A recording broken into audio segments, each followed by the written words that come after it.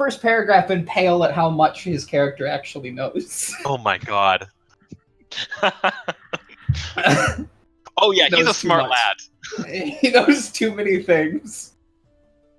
So, I mean, this is my much inferior recap, but the curse that had befallen Kyvius last week was deadly serious, as you'll all recall. So deadly serious that this music does not speak to how badly this is a life or death situation for Kyvius. And there's no easy answers to sort of stave off this malady. And even though you all kind of went through the motions required of you as the new leaders of this land of Dokasur, ultimately the group decided together to venture toward that discolored forest to the west because it just smacked of Fey influence, and you were hoping to sort of find some answers for this greater surge of Fey influence in your own lives at its heart. And you were delayed briefly by dark tidings from Kiovasan, but the five of you had left pretty much without delay. And as you moved through the woods, the otherworldly presence of this place had grew denser, like a mind-muddying fog, and you had found yourself prone to just fits of delight. And again, no doubt this was the Feywild's power, but even as though you'd have that thought, the sound of combat was like stirring you to action, and you were rushing forward to witness a striking Eladrin man fighting a multi-winged and long-tailed stink bug, the size of your cottage. And upon your collective arrival, it just took off in flight. Introductions had to wait because you took off in a chase that revealed two things. First of all, the Feywild wasn't the only otherworldly plane vying for control of this forest, because your chipper moods were getting plunged into bleak depression as the world around you would grow silent and terrifying, and they came back and forth like a tide. But the second thing was, throughout the skirmish, you got to see this L soldier's talents closely. And he was just using a very simple wooden weapon that he referred to later as the baton, and he used it to sort of weave arcana through time itself, mingling swordplay and magic and an orchestra conductor's poise in a sort of temporal dance. And with Galadriel at the helm of the battle, your foes aged suddenly. Myriads of realities containing missed attacks and subpar performance and failure just sort of discarded themselves, and time progressed down a path exclusively that saw your success. And when the dust cleared and the Eladrin introduced himself, it was only as Galadriel, his house name conspicuously absent, unlike the many honors and medals pinned to his chest and to his cape. And he claimed to be an emissary from the Fey entity known as the Mora, the Queen of the Summer Courts, and the highest of the Seelie Fey. And he further claimed that he was sent to provide the party her gratitude for the city that they had given to her. But it soon became clear that this forest, much like Galadriel himself and the gemstone geode table that had been dumped on you literally back in Highhelm, these were all gifts from the Queen, the Mora, in order to repay some unknown debt. And insistent upon meeting this Mora, the group agreed that Galadriel would sort of lead them to the city, Sendriane it's called, and he readily agreed. And so after the uncomfortable sexual advances of a lonely dryad, the Fey circle was made, and the group sort of blacked out for a moment. And to Glad, it had been 3 days of adventure, and he was regretful the party didn't remember. But insisting that you were halfway to the city, you were making good time, the group once again plunged their head into the Brightslands of the Fae. And I want to get to that in just a brief moment, but first of all, I want to talk about two things really quickly that happened days ago before leaving. Is that cool with you guys? Yeah. Yep. Cool. So the first one is for Saigar. You were in the cottage probably around 11 o'clock at night, and you were alerted to someone's arrival when there was a loud psst sound from the chimney. How did you respond to that? Kind of startled. So after another moment again, like, psst, Saigar! Female voice, you don't really recognize it. Hello? A moment later, tumbling out of the chimney is a frizzy redhead girl around 20 years old. Also, like yourselves a few days ago, also now covered in the spider webs that had filled your chimney. She's got a little button nose twitching like she can't decide if she needs to sneeze or not. And you recognize this to be Princess Therica, even though her much more common attire, now that she has sort of joined you here in these lands, hints that she's been trying to mingle with the common folk a lot more. And she gives you a very, not disgusted, but very put off look and goes, "Geez, know how to welcome your guest, don't you?" I just did not expect you to come to the chimney of all places. She puts her fingers to her lips and goes, "Shh, shh, shh. Hey, Morgaine's not here, is he?" I don't think so. Good. I don't want him to see me till I'm looking hot. Anyway, dish towel. And she purses her lips as she looks at the sash that you wear across one eye to conceal your identity, even though it's no longer relevant. She goes, "We gotta chat." Okay, tell me what's up. All right, fine. This shack that you're living in, this whole skulking around at night thing, this does not look good when you're trying to set an example. And so, like, I get that you might not want to lord yourself above other people, but that's not what I'm here to talk about. Saigar, you got to remember that being in charge isn't just a title. You don't have to be a noble if you want to try to live nobly, if you want to, like, lead a grand, proud people. But you are going to have to start behaving according to the grandeur of what you want this place to reflect. You get me? I get you, but that's not my thought process anymore. I mean, here's the thing. We've tried that path before, and it eventually leads to corruption of some kind. We're trying to keep that a little bit stifled. Can't you see that? I totally do. Let's talk about corruption, though, right? Like, if criminals start getting to live a better life than you guys, then people are going to stop listening to what you want, and they're going to start being criminals too. You get it? Because, like it or not, you guys have to be the point that people aspire to be like by following the path you set for them. You have to be elevated so that you can encourage other people to elevate themselves. That may be fair, but keep in mind we're still rebuilding at this moment in time. I mean, I think that we want to show the whole kingdom the priority is not us, and it's actually them, the people. I'm sure in time we will establish, ourselves as a little bit more regal, or noble is the wrong word. I mean, we won't live in a ramshackle hut anymore going forward. She shrugs at that and she says, "I don't know, man. Warren's been pretty comfy here. Listen, eventually, I get it. Eventually, it's going to be court life. You're going to be stuck throwing parties and organizing tournaments and all that humdrum. But obviously, you and I see things the same way. We never want to have you, like, dip into the nation's best interests in a way that would be better served giving back to your people, right?" That's exactly the point.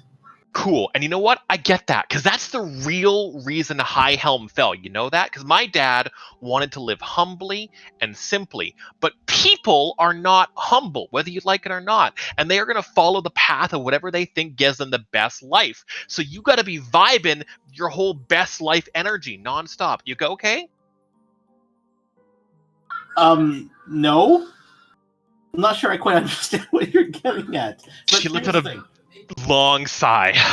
I know I'm frustrating, but here's the thing. Everything has to happen in time. Like right now, this is the wrong time to be talking about this. Yeah? What's on your agenda right now? I'm just thinking about breakfast, to be honest. Okay, cool. Yeah, that's a great sort of ruler kind of priority list. So listen, maybe while you think about breakfast, you let me toss you some general suggestions your way. I'm all ears. Awesome.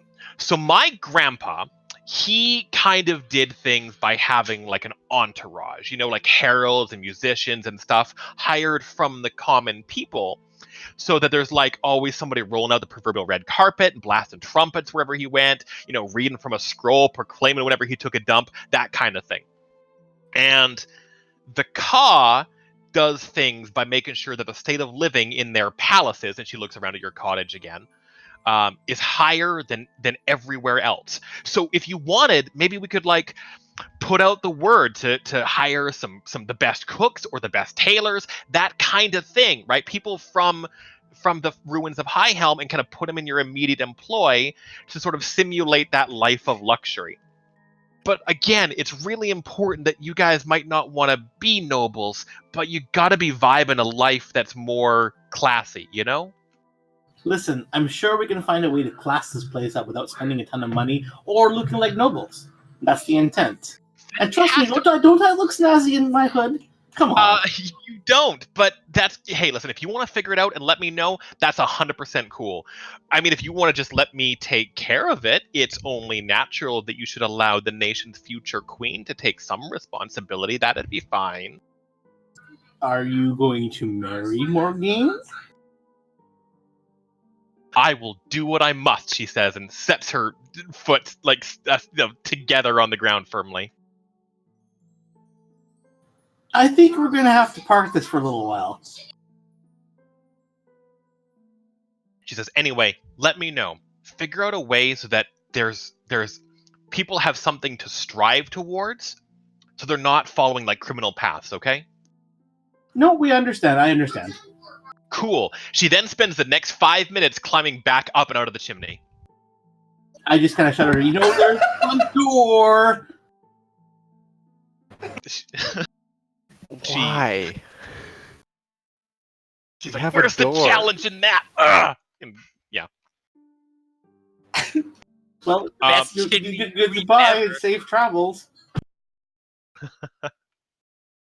So is that like? So, Right.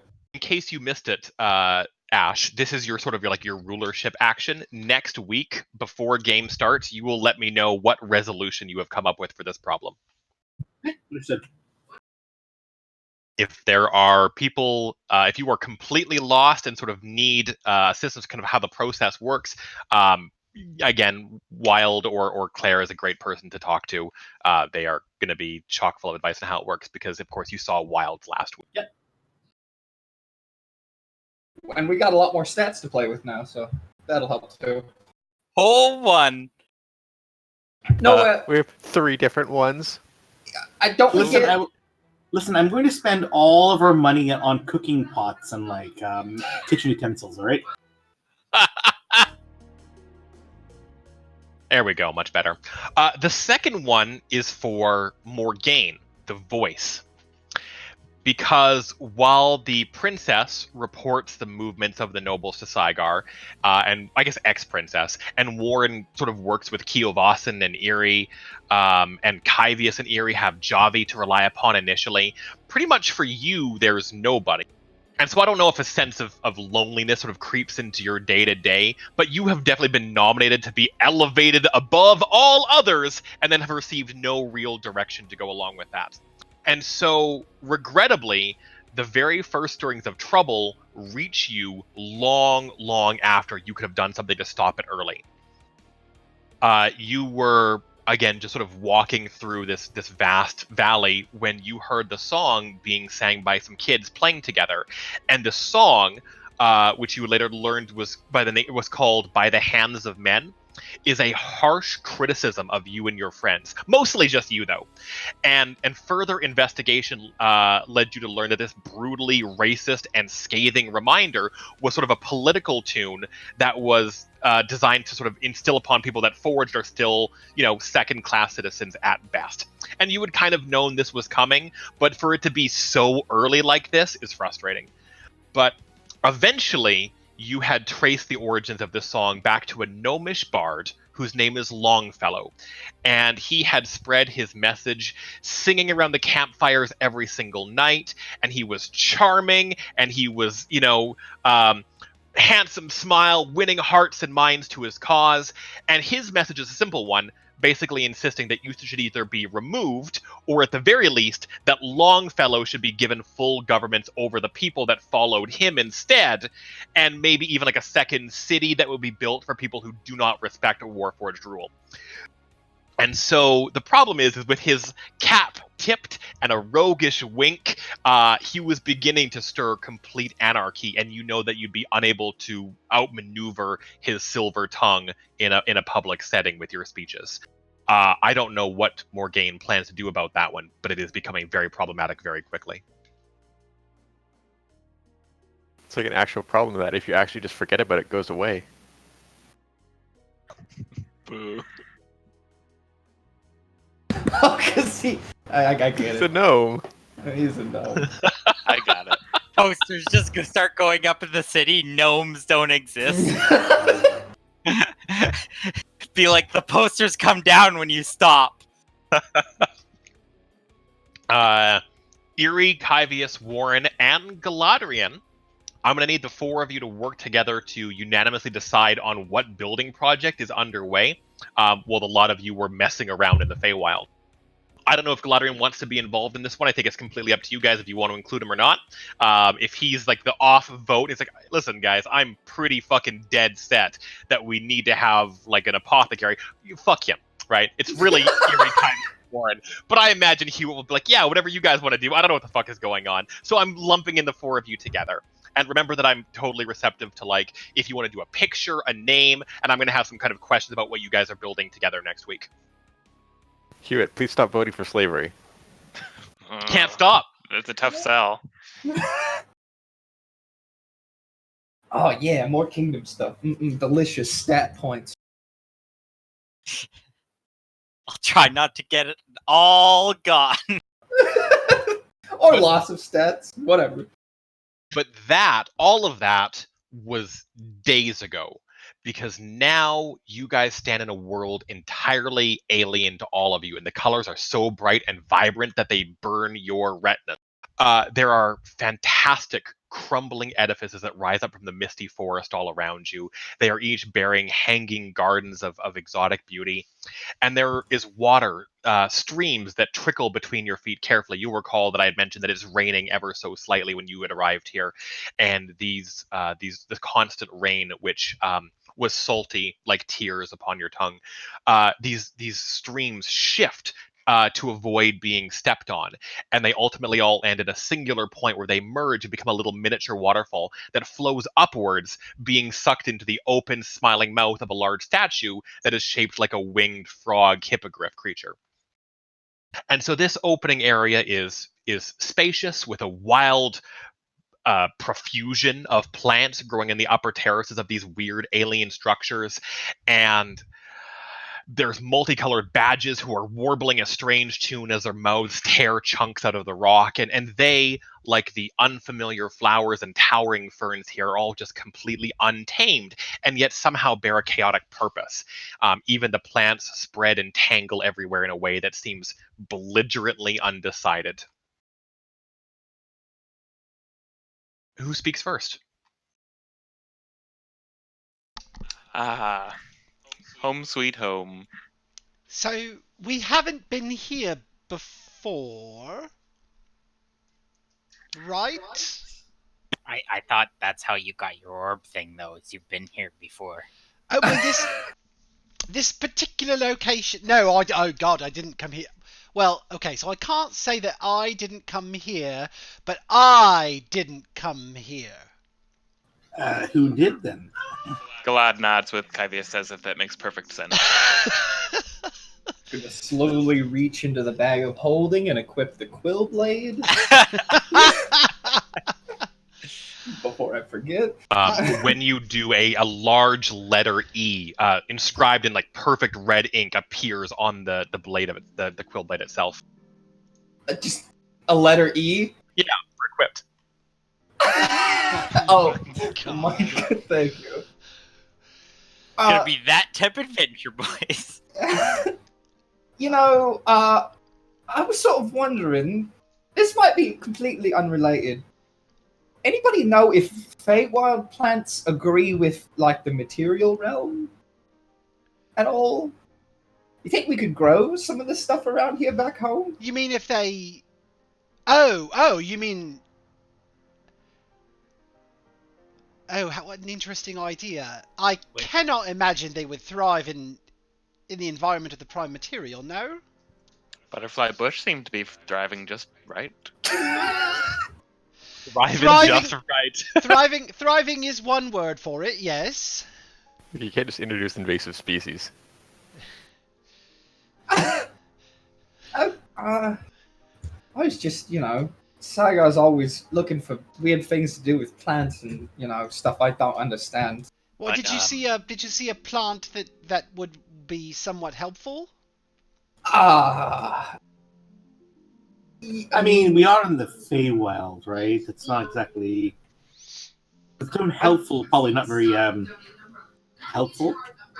I've walked by a couple that tried to tickle my feet, if that counts. And a couple, and the one that we met that I think was trying to tickle some other places.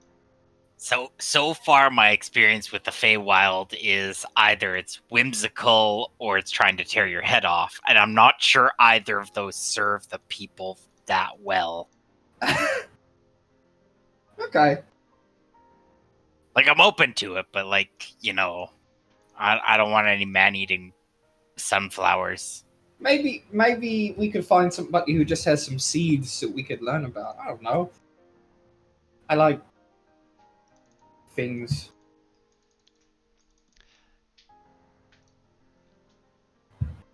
Sort of really neither here nor there, though. You like things. Yeah, like Stuff, right? yeah. Things and stuff. Yes. I don't know if you know. I don't know how familiar you are with Warren over the past 3 days, but he's what we consider the poet of the group. Oh, yes. Yeah. It's a lot. Uh-huh. He's got some very colorful words. Yeah. Is this how it is now? Just because one of my hands is turned backwards forever, now we can tell jokes. It's not just the hand. They're technically both backwards, but you can't really tell which one. Oh, right, it'd be a side. Sorry, It looks really stupid when I do the incantations for my spells because I wave my hand and my sword just digs into the floor.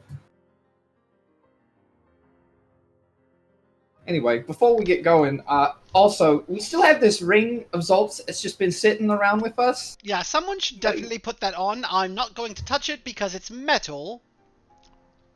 Or It's fair. It looks metal. I would think either you or Warren should have it, Morgaine. Sounds to me you guys are getting pushed all the time out of the way. Yeah.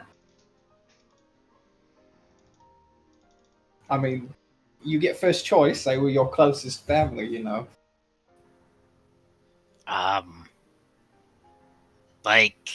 It's did we ever offer it back to Zolt? No. I feel like we do that first, but given we're here now, I see no harm with someone wearing it until we get back. Yeah. I mean, I gave Kana her spear back. That was, a good... I wanted to use that. That was a good step. Zolt, yeah. I have to say it though, Morgaine. Zolt may not have directly harmed your sister, but he did nothing to prevent it either. I don't know if he knew.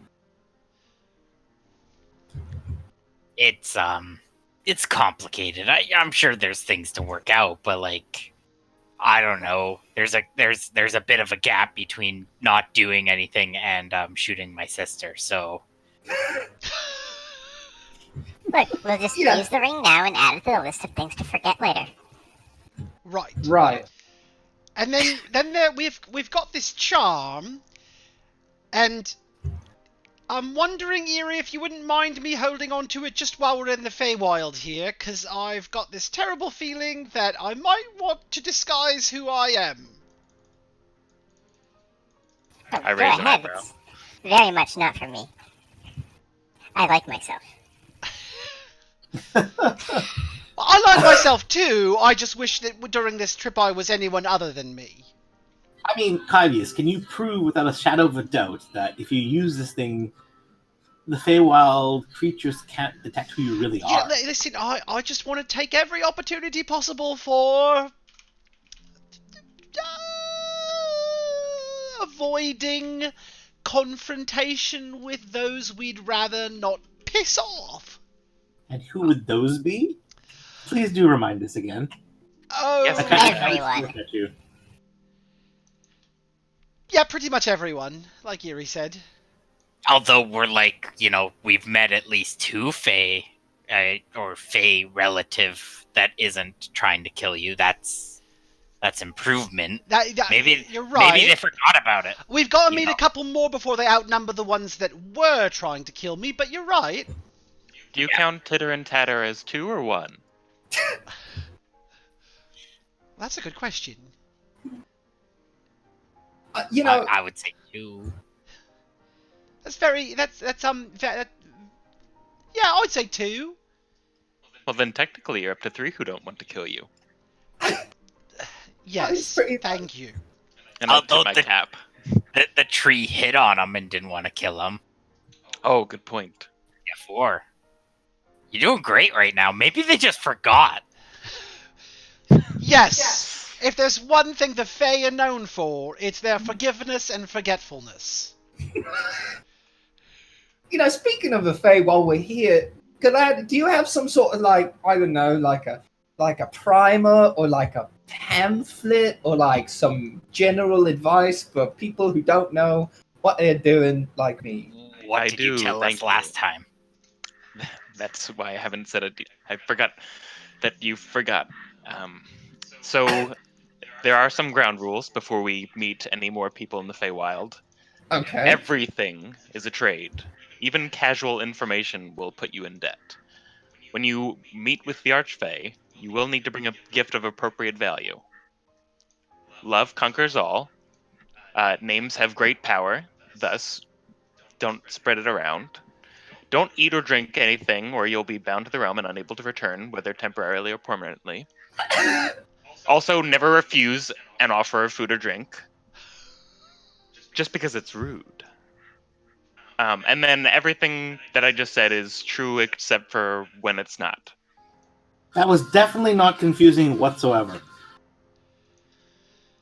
I mean, what's confusing about it? It's literally the most straightforward thing.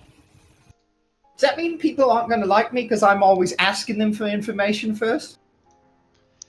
No, but just you have to be careful because you could end up putting yourself in their debt. How do you think he got funny hands? Actually, I think they would like you very much, Warren, because at the end of the day, you keep asking a lot of questions. You're gonna It's like owe, you're yeah. free money. You're Yeah. just handing out debts. I've spent a lot of my life owing people money. I don't need to owe Faye favors. All right. We don't need to add, I don't think. I had mentioned that it was raining slightly when you had arrived, and I wanted to let you know that the more that you watch, the more that you notice the rain stays wherever it lands as though it was glued to the spot, and the droplets build on top of one another, never soaking into the ground or cloth. That's cool. Weird, but cool. Would that not mean that the whole place is going to eventually fill up with water? Jello. Things have a way to balance out. Oh, I got a card for my curse. Neat. Oh, Yeah, that was last should, week. I should. No, I didn't get. Did I get this last week? I didn't You see did, it. yeah. It was Aw. when you had made the super high, I think it was heal check. I wasn't Yeah. intending to give you the card, but I did. Glad looks up at the sky and lets a few raindrops hit his face and then brushes them away since they're piling up. Well, we're anywhere from an hour to a whole week to send rain, so we better get a move on. It's a pretty big range. How do you guys plan for things around here? You just sort of get in the ballpark. Something like that. Okay.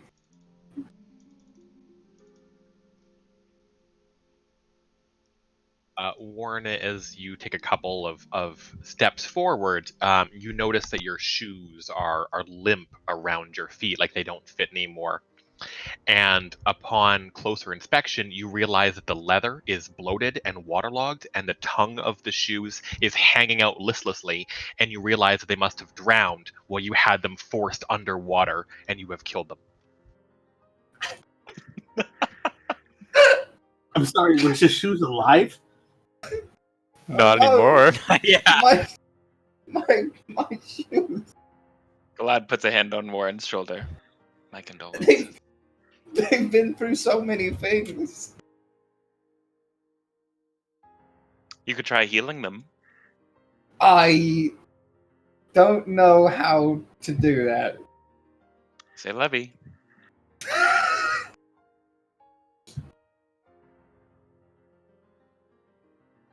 Following Glad's lead, you guys head off. No other steps or anything taken at this point? No, just sort of keeping an eye out for things that might lunge out at us. Who took the ring? Did you take the ring? I think Morgaine did, didn't he? Did didn't say- I thought someone else was going for it. They said it should either be me or you, and I said he's closest to you, so you pick first. Can I do a perception check to see if there's anything kind of moving around us or surrounding us without us noticing it? Yeah, absolutely. Go ahead and roll a perception check. And then Saigar started to get a nosebleed.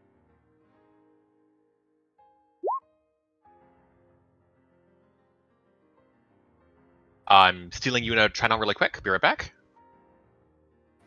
Holy shit. Oh no. Yeah, Warren, take it. I gotta start writing sending spells. So I can Oh. send 8 per day Put it for on. free. You know, That's a Morgan, lot. that ring would have been useful when your friend assaulted you with spores. Wait, which time? He's done it like 4 at this point. The time that I saw. Oh, yeah. That's fine. Doesn't really bother me that much. Just a bitch to get out of the armor. Oh, I bet. You know, I'm still trying to figure out a way to get the effects without the mushrooms. But that one was a real bitch to get to work anyway. The Myconid kept just fucking with me. So I'm already getting complaints about my smell. I don't need mushrooms to add to it. So I'm not sure anybody's noticed. I'm in a bit of a whisper at this point. There's a lot of stuff moving around us and eyeing us up. Like hostile stuff? I'm not really sure. There's like some kind of man-bear kind of creature looking at us, and there's definitely a lot of shit moving around in the woods looking at us. Almost looks like dogs or something like that. Definitely, they're trying to size us up, I think. I'm sure they're harmless. How sure? So sure. Well, that wink makes me question that a little bit. I'd say we could try and move stealthily past them, but I don't think... They've already noticed us, Warren. Well, I don't think we'd be able to sneak anyway. Do I see what he's talking about? Make a perception check. Okie dokie. My first perception check of 4E. Wow. Time to show off. I sent you a PM there in chat. Well, I don't know what you're talking about. You're probably just being paranoid. I kind of look really suspicious at Galadriel, but I don't say anything. Should we say hi? Not sure that the talking type. Erie is I mean, I not don't know paying what attention. world you're- He is busy. Sorry. Erie is busy casting sending. So To I will who? be tied up for the next 10 minutes. You don't need to know. Oh. He can Are do we it. on a need-to-know basis now, Erie? He can do it without spending resources now, so now Well. he's free. There's no point in starting a fight, so Warren, do you want to take the front or back? You know, I'm pretty fond of the back. Okay, I'll take the front. Just everyone sort of make sure you're either behind me or in front of Warren. Yeah.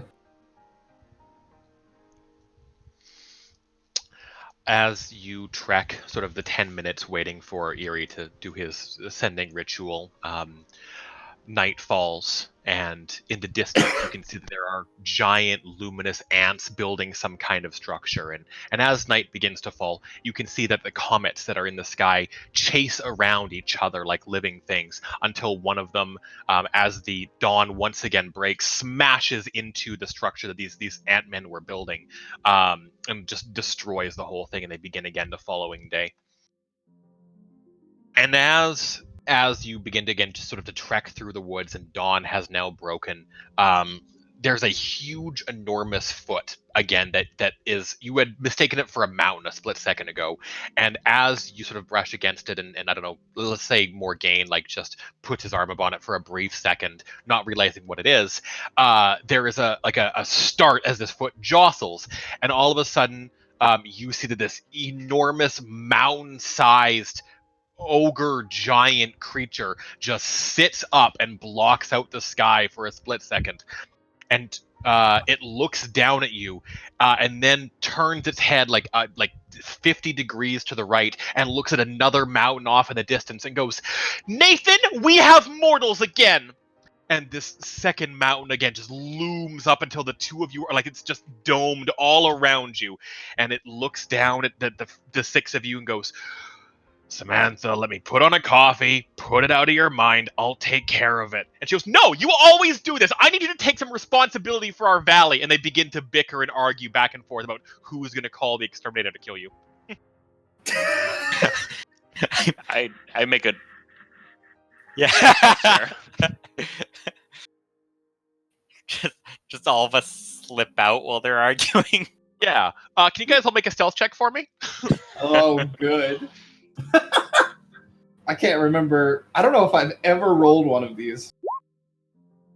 Sweetie, just get ready for your job interview at the bridge. I promise I'll take care of things. You guys are level 8, so it's now DC 12. Oh dear. I fucking crushed it, except for Morgaine. Yeah. ooh. I'm very quiet. Our two tanks are definitely. Who would have not ever have stealthy. foreseen this? Yes, clomp, clomp, clomp. Morgaine, you don't feel, but the entire world shifts around you as you are plucked up between thumb and sort of forefinger and sort of lifted at a velocity that would probably cause most people to black out from the G-force, literally several miles up in the air in the span of like a half second, and you just, even that force of being hefted by this skyscraper-high creature is disconcerting to you. But it says, Steel, look, sorry, can I intervene on his behalf using my armor? Absolutely. So, can I automatically have him escape the grab? Does your armor require you to wear it to make that? Yeah, the wearer. Never mind. Yes.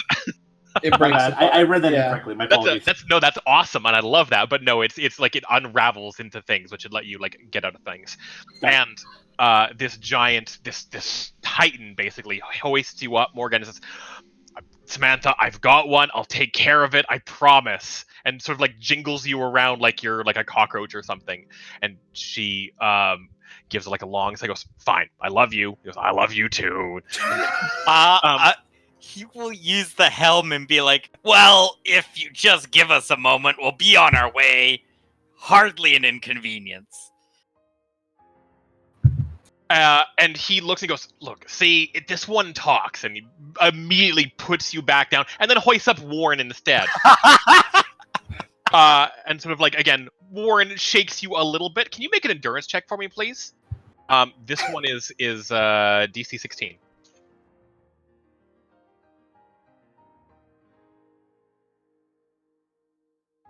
Hey,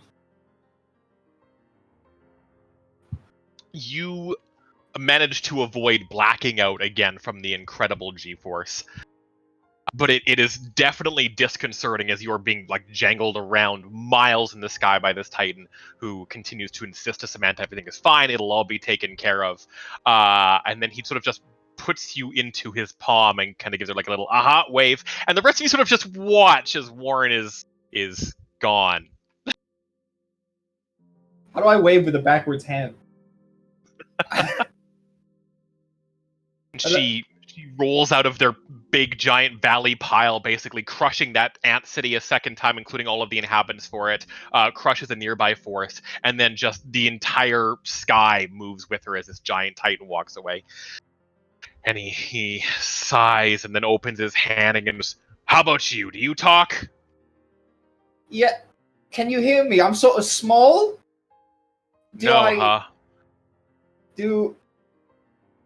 Am I able to, I guess I can't amplify my voice at all. Make a yell check. A mic check? And he goes, "Ha, women, huh? Who can tell what they want?" I shrug. And then seeing like a slight movement like brings you all the way up to his eye level, and you've been here before for a split second. You're like, oh no, where it's just the massive eye that sort of blocks around everything around your horizon, and says, "Do you understand me?" I imagine that's fucking deafening. Oh yeah. And I give him a upside down thumbs up. It's a thumbs down. Yeah. I'm gonna have to spin around. You know, hello? It's upside down because his hands are backwards. His hand. Yeah. I can't. It goes, "Oh, you can speak. Yeah. That wasn't rhetorical. You're mortal. You're from the plane of love. What do women want? Tell me or I crush you."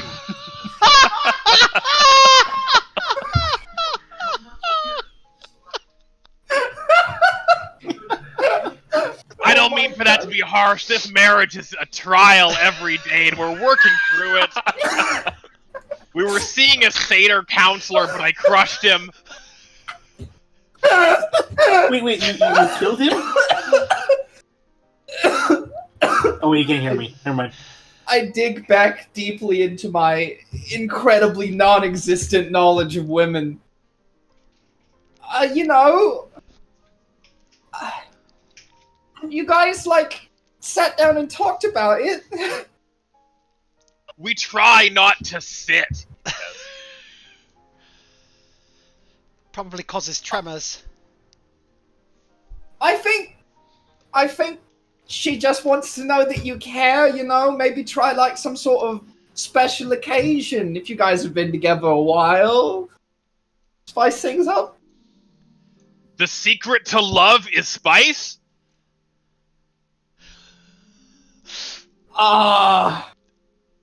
Effort. The secret to love is effort. Is that a bluff check or diplomacy check?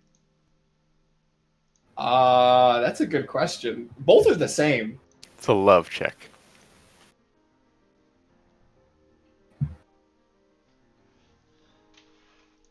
I think that would be diplomacy. Yeah, go ahead and give me a roll. To learn everything's hard work.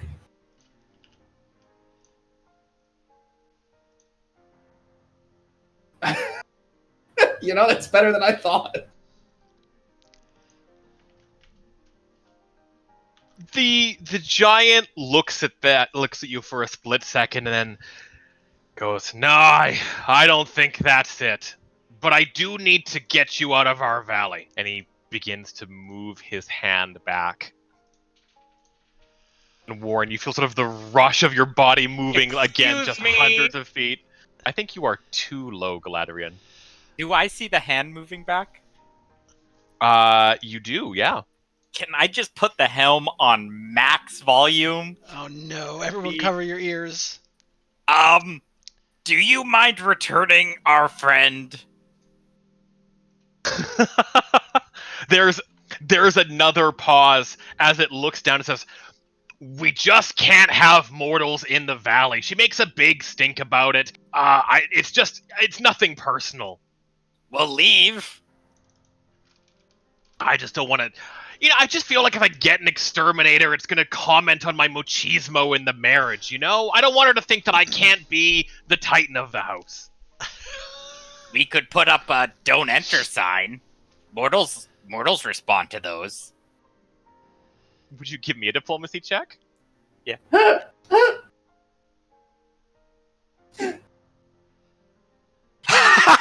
Oh my god! Christ. Oh my god. He says, "That's a pretty good deal. You put up a good sign, and I'll let you be on your way." That sounds fair. Careful with putting him down. He is delicate. Warren, he gets like about 20 feet off of the ground and then drops you, dealing 13 points of falling damage. As it gets, like, its hands get to as close to the ground as possible before you just are dropped. Oof! I'm just gonna spin the surge immediately on that.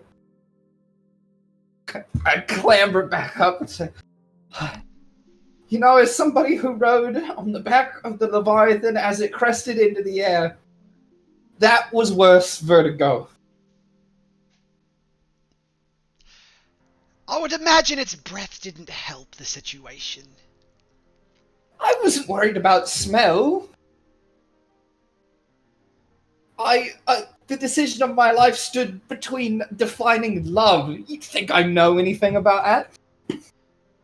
No, we all know in this group Morgaine is the expert on love. What? About We that, should Morgaine, probably leave. You may want to talk to me about this later, Morgaine. We have something to talk about, you and love. No, he wanted us to put up a sign.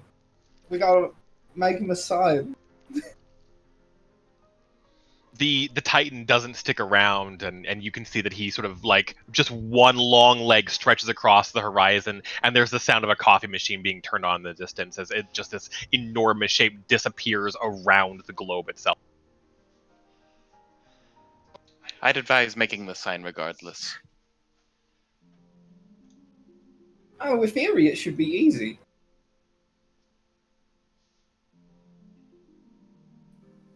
Well, let's get the materials. Wait, the sign for what? What did I miss? Oh, did you not hear the blaring sound? It was a sign to say, "Stay out, mortals." Okay. I suppose that's true. What do you make it out of? What we got laying around? Eerie, the things you make are temporary, right? In a sense. That they go away eventually, yes. The memories last forever, though. I could. See, he gets me. I could disguise us all. It'd be pretty pricey. But I could. No. I mean, if we're worried about being identified as mortals, I could make us not look like mortals. Well, usually it shouldn't be a problem, but he was a bit too high for me to tell him you're under the protection of both the Mora and the Earl King. And we sort of told him we'd make the sign, though. I don't that's know if those true. are things you want to... It wouldn't be hard. It's just a little... Yeah. Come on. We're rulers of kingdom now. I suppose that's true. Our word needs to mean something. That being I've got said, my- we didn't tell him we would make the sign. I've got my we own- should definitely keep track of making promises while we are in this domain, and who made them. There's a lot of debts we're going to have at the end of this. It's so true. Side note, that didn't work out well with the spider. Do we want to just, do it now, then go forward? Yeah. Let me take a second. I would still say that my logic would have been perfectly agreeable to the Fae if the spider had been Fae or reasonable in any way, shape, or form. Said I would return. I didn't say when. I've got my old shield.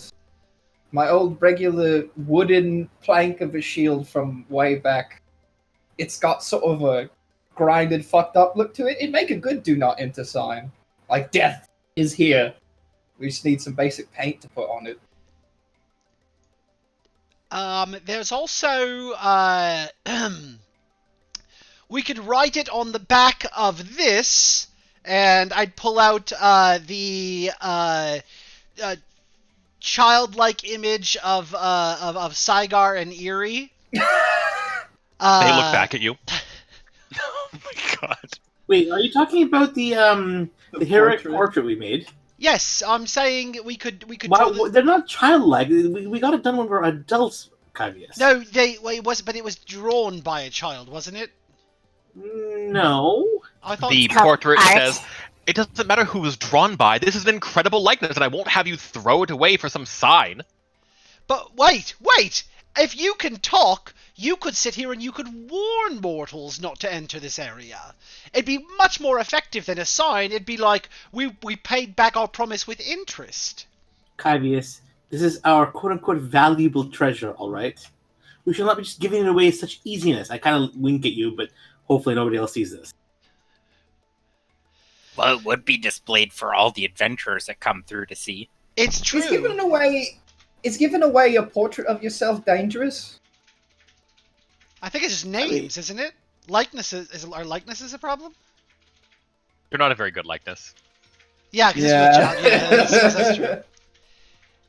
And who knows? Maybe if the sign was so good, it wasn't just a sign. Instead, it was these two wonderful likenesses warning mortals to stay away. Maybe some kind of debt would be owed to us for doing for going so far above and beyond. I doubt it, but I think it'll work. Listen, I'm just trying to play the game, you know. But you're probably right. I don't know.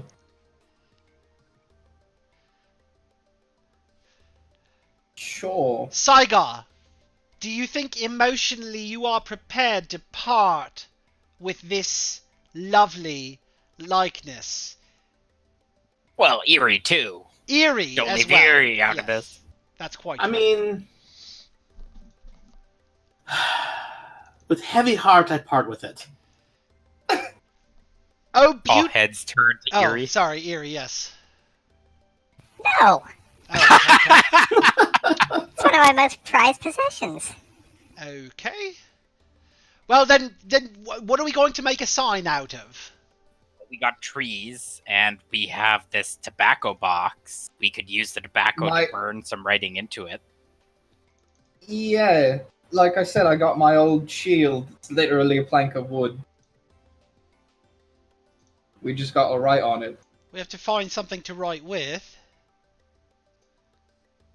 Tobacco should be fine. Or I could light up my finger and burn in letters. Ooh. Ooh, Also that would work. in the Fae, I feel like you could probably convince the plants to live on it as letters around here. Ooh, good idea. Gladrian says this as like he's ready to go back to the Feywild and have adventure, and immediately it's like these four idiots just sort of like, all right, how do we build a sign? We've been doing nothing but helping build buildings for weeks. How can this be so difficult? Okay, we'll take the shield, and then I guess Kylius can just burn marks into it. Yeah, I'll burn writing into it, and it'll say, "Mortals, stay out!" Exclamation point! Exclamation point! Two. You give me a dex check. A dex? God. Yeah. Uh-oh. I just want to check your penmanship. Oh my. Dexterity's penmanship? Okay. Oh, that's pretty good. Not heinous. It's a pretty good likeness. It is a little bit disconcerting because like as you go to put your sizzling burning finger against the wood, it flinches and tries to move away from you, like you're causing it physical pain. Like you're trying to give this plank of wood a tattoo, and you can tell that it's doing its best to put up a strong face. But it is fairly painful. But eventually you do, in very good penmanship, have a mortals do not enter thing on Warren's wooden shield. Morgaine would insist upon a please and a hello. But not till the very end after. Right, after I realize there's no more room. So in tiny little letters in the top left-hand corner, I'd go, "Hi!" exclamation point. And then, what was the second one? Thank you? Please. Oh, and then in the lower right-hand corner, in the tiniest letters that I can make in the remaining room, I just do PLS. Good. Oh, no reason not to be impolite. Think of it this way, shield. If You, do I talk to it? I don't know. You'll be more useful here than in my bag for months. It does not respond, but Okay. it is only a shield. And like because I only really like to burn things when I get angry. Normally I like to heal things. I'd like maybe go over and find some like cool moss or something. Because I know the wood was hurting after this all happened. I wasn't expecting that, and I'd like find some cool moss, and I'd like pack it on just a little bit, you know, try and just to take away, maybe soothe some of the pain. Oh, I love that. Yeah, when all of you finish your craftsmanship and you look, that you can sort of see, like, you've got this beautiful little nest of moss that you've set the shield upon. Kyvius, your penmanship very nicely again. High at the top, mortals, please do not enter. Pliss at the very bottom there. And it looks, it's kind of a little out of the way. You're not sure how effective this is going to be, but you're proud. You put your hearts together, you put your work together, you made something wonderful, and then you all turn around and see Galadriel, who this entire time has been shaping the streams from the rain into the shape of mortals do not enter. Yeah, big, huge, like powerful looking letters that are on the sort of the opposite side of this pathway, with your little shield propped against a wall on the other. It's very nice. Does anyone else have a difficult time believing that we all grew close over the past 3 days? Listen, it's fantastic, but you know, don't spend all day doing what a sign can do. I guess we have to go now. I did forget to put please. I'm so sorry.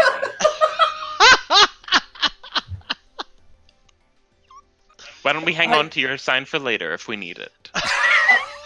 Oh. I mean, hey, we just got here and we needed one. Be out of the very high, we'll need one again. I miss when things made sense. Me too. Let's move on and leave this place as quickly as possible. It's very pretty, though. Alright, I suppose we'll go and see if something terrible happens. As you guys, of course, also notice that, like, on the heroic portrait, there's no longer a picture of Eerie there. Eerie got bored and left, and it is now just a sort of a black little grayscale duplicate next to the picture of Saigon. And as you sort of trek down the path a little bit further, you can see that there is like a candy cane tree forest off to the left, where it has a sign that says Tree of Wisdom next to one of the bigger ones. And with its tongue stuck to it, you realize it's not a candy cane, it's a red pole with like these white frost stripes, is a satyr who has his tongue stuck to the pole and is trying in vain to sort of reach out and get a cigar. And as you walk past, it sort of just flips you off like the universal like keep walking, pal kind of gesture. But directly in front of you, in the middle of the pathway, is this propped up, like, black, menacing-looking scarecrow. And as soon as everybody gets close to it, it begins to scream and howl, and just it is very clearly alerting everything in like a several-mile radius to your presence. Just this unearthly, non-stop, horrific, horrible scream. Saigar, all the things that you felt were getting closer are now very much aware of where you are. Master Scarecrow, is there a problem? Can you speak? Is there a reason you're making... It does not look at you, Kyvis, but it like fixates on you, and then just the screaming continues. Don't look now, but we are definitely being circled upon. Wait, no, I'll try it again, and I'll go full blast on the helm, and I'll yell at the bird to say, stop yelling! It screams louder to, like, match your level of volume, still just looking at Kyvius the entire time.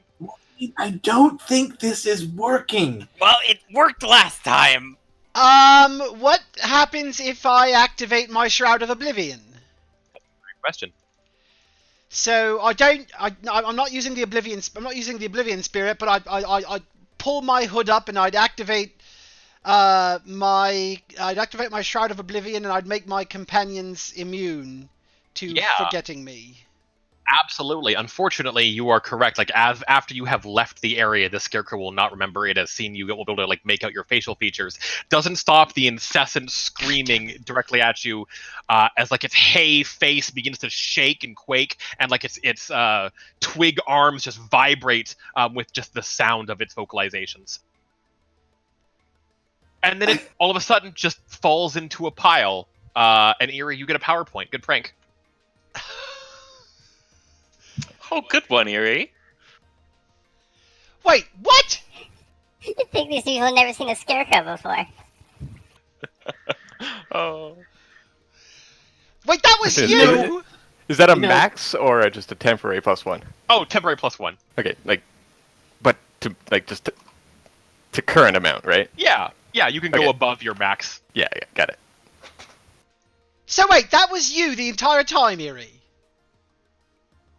Well, technically, it's the other me. Oh my god, we've got to get Eerie out of this place as quickly as possible. We I might don't just know, get I've out of never- this place quickly. Or as better possible. yet, let's leave him here. He seems to enjoy torturing others much more. I've never seen him so happy. I think this is good for him. Yeah, you guys are being poor sports. Yeah, okay, I will say, my fuse might be a little bit short. The past couple of days have been just the mite bit traumatic for me. I've been puppeted by some kind of monstrous spider. I've been cursed by an indelible fey queen. I've been chased across the continent of Rios by fey whatsits whenever they could approach me. I'm just saying I'm a little bit on edge. If we could just leave the pranking to others. Hey, Kyvius, I don't mean to be interrupting, but do you mind if we walk and whinge? I want to go home. I'm not moving unless Warren carries me. Kyvius, even if I had 2 arms, I don't think that ever happened. It's probably true. Just think, Like if we're falls walking, you can talk about all the other things that have gone horribly wrong as of 2 months ago. All Would right. you like to get you something to write in? Nope. I'm fine. Plus anything that you proffered for me to ride in would probably eat me, or fall apart, or curse me even further. Let's go. I want to imagine he's just still doing that while walking. Yeah, oh God, yeah. Eerie. Yeah. Like, you just hear it, like, sort of fading as he's... Eerie, are we in the Shadowfell or the Feywild? I can't tell right now. I don't know, we just got a major bummer over here. Just bringing the whole mood down. Absolutely is. Night falls again, and as you walk, you pass a wishing well, and you can hear it whispering things like, I wish you were here. I wish they wouldn't ask me that. I wish I had bigger boobs. I wish I could talk to animals. Wish my dad wasn't dead. Things like that. And as you continue to walk, it's, I wish I had the chance to travel. I wish somebody would just leave me alone. It is very, very clear that even your sort of internal thoughts are being sort of logged by this place, as this wishing well has a handful of gold coins at the base of it. And as night begins to fall, you can see that there's really nowhere else in this path you can climb, but off in the distance, you can see a city that looks like it is almost Christmas-like, the way that the dawn lights strike it, and the way that the stars from the sky drift down from the heavens to attach itself beautifully to the city. And you know that this must be Cendrine. It's not too far. There is a forest between you and it that looks clogged almost with greenery. But the immediate patch of ground that you are on stops abruptly as it just becomes a cliff that sort of like leads down into a thicket of brambles that moves and weaves, almost like the more you look into it, it's almost like a big pit of snakes. These brambles move around. You're like, I don't want to go down there. And as night has fallen, you are also... there's a presence here that you don't love the feeling of. Maybe it was brought upon by Sygar's paranoia, or on Kyvius, you just kind of being a downer. But as the lot of you look up, you notice that it appears that the night sky itself is not solid, or it is not like just the endless heavens, but rather it appears to be almost dome-like over all of you. It is almost like there is a roof to the heavens, and upon this roof, you can see a very large creature that that I can only describe as this aberration. It has crab-like pincers and no visible eyes, and its body is 90% a mouth, just full of like rows and rows and rows and rows of circular teeth that kind of grind endlessly like multiple drills inside this creature's mouth. And as it sort of moves across the night sky and scuttles, you feel very thankful that you're nowhere close to it. But as it moves closer to like patches of stars in the sky, they begin to descend down, and you realize that they're not in fact stars, but large jellyfish-like creatures almost, where they are not true jellyfish. They have mouths that have been stitched shut into like little X's, and they all have a pair of black beady little eyes. Some of them even wear like little mushroom helmets or little skull helmets like a jellyfish cubone, but they drift down and they settle all around you like giant jellyfish beanbag chairs essentially. And in a sort of a telepathic voice, they all in unison whisper for you to be quiet.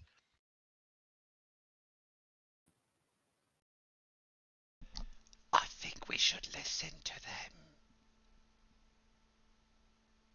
And in their whispering voice, they tell you the thing that you can see on the heavens is the rotten soul. It devours all things, names, identities, secrets, and it requires your, again, intense care to ensure this thing does never ever notice you. They tell you it can't come down here, but you can go no further while it patrols.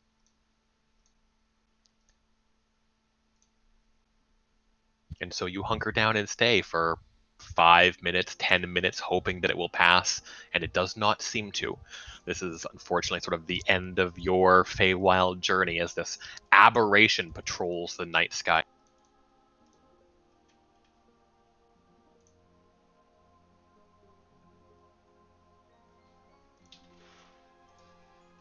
What do you do?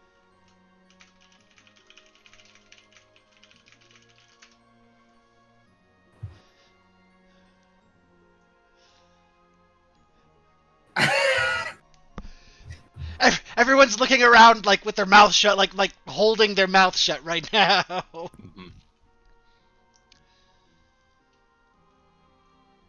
Mm-hmm. So I think, I mean, just given by the other faces that I'm looking at, I think that we're all just like lips pursed, looking up into the air, trying to wait it out. Oh, One. mimes point backward, and then so Kyvius would mime back, question like shoulder shrug question. And Morgaine would beat you like a circle. And then because then he points up in the sky.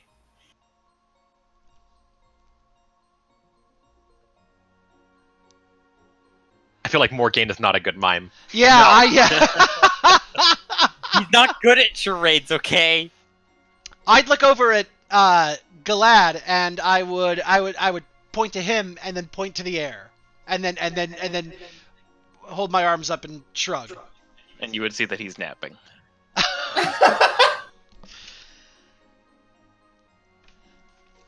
Yeah, you've got your head rested on one of those big giant jellyfish creatures and just sort of like, yeah, tucked into the swarm. I'd look and see what Erie's doing.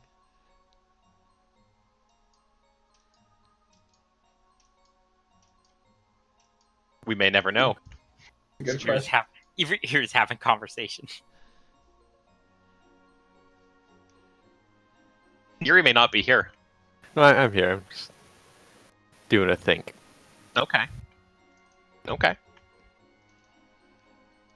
I guess Kyvius would turn to Warren and Morgaine. He'd point to Galad and shrug, and then put his hands on his side and go, and then question again, shrug again. I think Warren's taking a plump down onto his butt, kind of looking around. Morgaine will just be like, thumbs up. Okay. Kyvius is gonna plunk down and desperately try and close his eyes for a minute just to try and forget the events of the past 24 hours. Have I ever...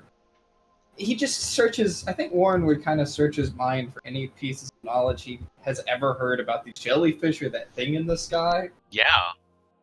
I think he knows, but I don't know. Thing in the sky is a plausible one. Go ahead and give me a religion check. It is DC 25. Oh god, no. Our weakest stat. Yeah, I make the religion check as well. Yeah. So we have some hope. Maybe. I don't know. It's not much better. Thing in the sky that I'm referring to is the rotten soul. Never mind. Eerie knows. Wow, eerie. So what I was referring to as the rotten soul, you actually know to be, some people call them an elemental weird, which is sort of when pure elemental chaos energies hit sources of like divine energy and they birth offspring. This particular elemental weird is known as a spawn of Zugutmoy, who is the demon prince of mushrooms. And it would have been just sort of a passing demon lord through the Feywild. The energy it would have left in its wake would have been collided with an area of enough like elemental power that this now lesser god basically has emerged. And it's just an infant, and it needs to feed. But what these jellyfish creatures have told you is 100% accurate, where it is ravenously, endlessly hungry for personality and thoughts and secrets and wisdom. And it will devour and take it all.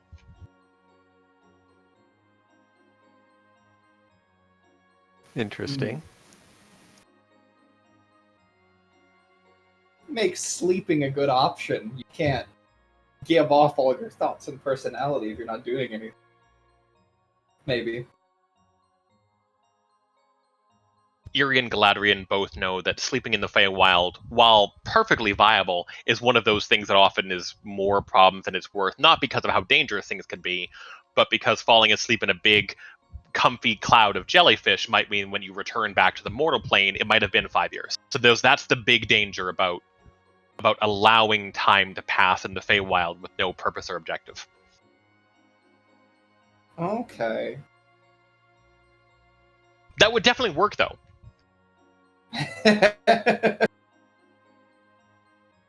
Just oops, everyone's dead in the real world now. Yeah. 100 years have passed. Can we...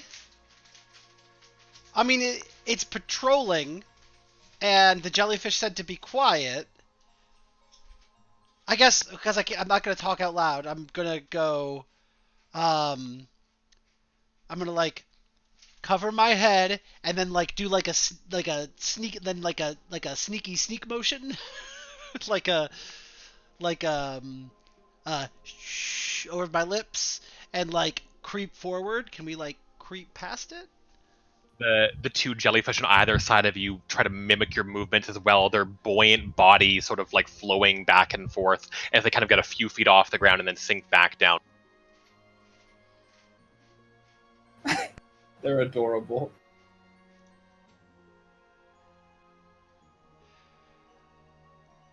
What happens when I touch one of the jellyfish? I'm not really sure you want to do that, Kyvius.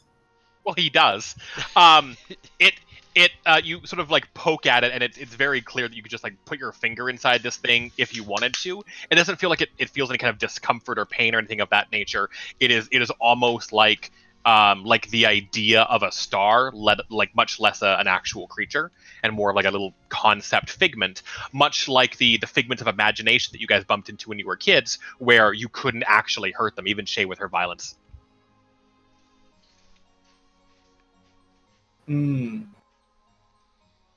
But they can definitely be eaten because, again, they are concepts of ideas, and they have hunkered down to sort of make sure that they're out of the night sky and down here where it can't get down to them. Because even though it does, you watch this creature, this spawn of Zugatmoy, as it skitters across almost like a dome-like heavens. You can't see where basically like a glass ceiling would be, but it does kind of feel that way as it moves. Its gravity different than yours.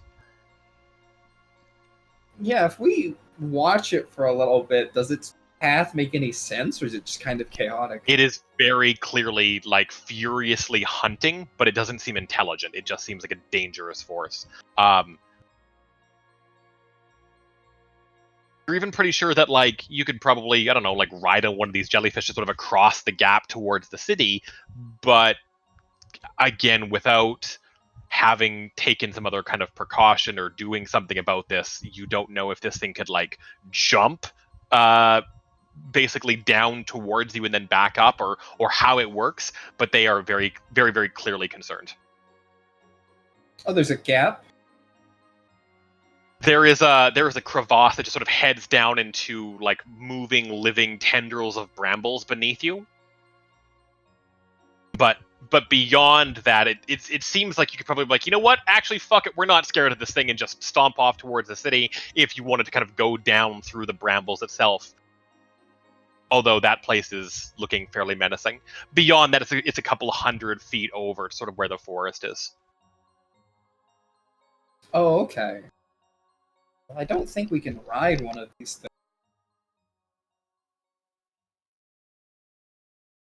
things. If it's a hunter that's just hungry... But,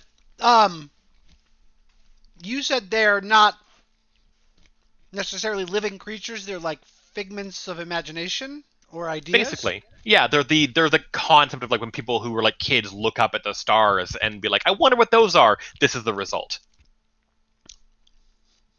Okay.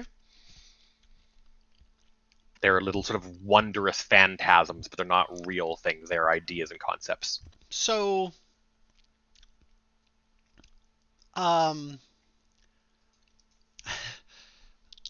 I've got an idea. It's probably a terrible idea, but I've got an idea.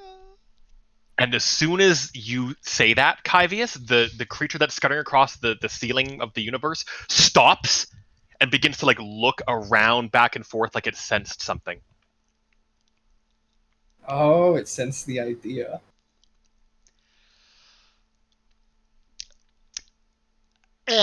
And Kyvius is gonna like shut his mouth, and I am going to. I can't tell them. This might be a terrible idea, and I hate doing this. I don't want to. Okay, I'm just gonna do it. Kyvius is gonna walk up to one of the jellyfish, and one of the floating, bobbing jellyfish. And I trust you. It rubs its body up against you. Yeah. I'm gonna try and throw it up into the air. You were going the same way my mind was. Okay, I'm not crazy. Okay. I feel like a horrible person, but they're imaginary. Oh, these warm, loving tentacles flutter as you pick it up, and it's so light and weightless because like an idea only has weight if you give it weight. And you're like, all right, goodbye, and you just toss it up in the air. And you watch as it like flutters upwards like a confused like baby balloon animal almost. And it sort of like wiggles its tentacles, but it kind of like flips over halfway. So it's sort of moving up back towards the sky, back towards the heavens where it's supposed to be. And then just like you feared, this creature leaps, and as it does so in like the ascent of it, you watch as like the mouth just begins to churn like a horrible abyss full of like chainsaw blades, and this creature is just like pulled into its maw, and there's a horrible sound of like a popping as there's just a splatter of blue across the glass ceiling of the heavens now. And the guilt and pain and shame is written all over my albino little tiefling face. What have you done? Perhaps the right thing. I'm not sure yet.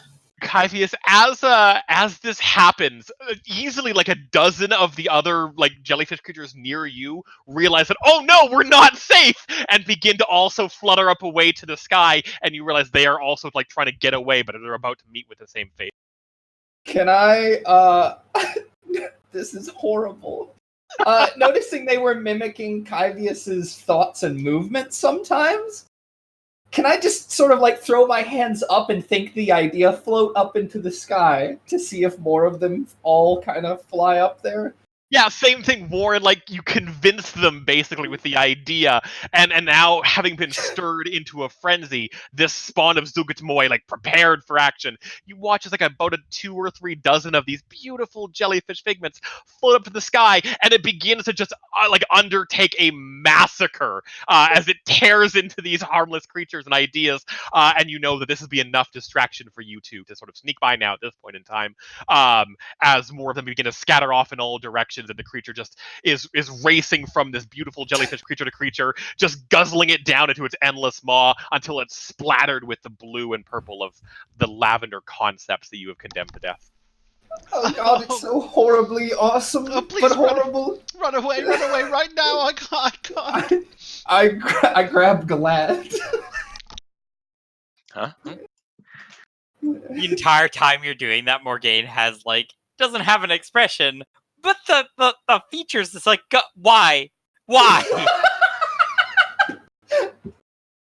All right, let's go then. I guess we move on from this. Yeah, we horrible definitely move on. fucking- Yeah, as quickly as we can. Yeah, you guys like grab one of the you each grab one of these jellyfish creatures and kind of like hang glide down past the bramble. Tears streaming down my face. I like to think Galad is just like laying like the back support, the jellyfish supporting his back as he's carried away. I've seen a lot of things kill each other, but that will go down as one I'll try not to forget. I hope you guys didn't make him too much stronger. Yet. I'm sorry, what?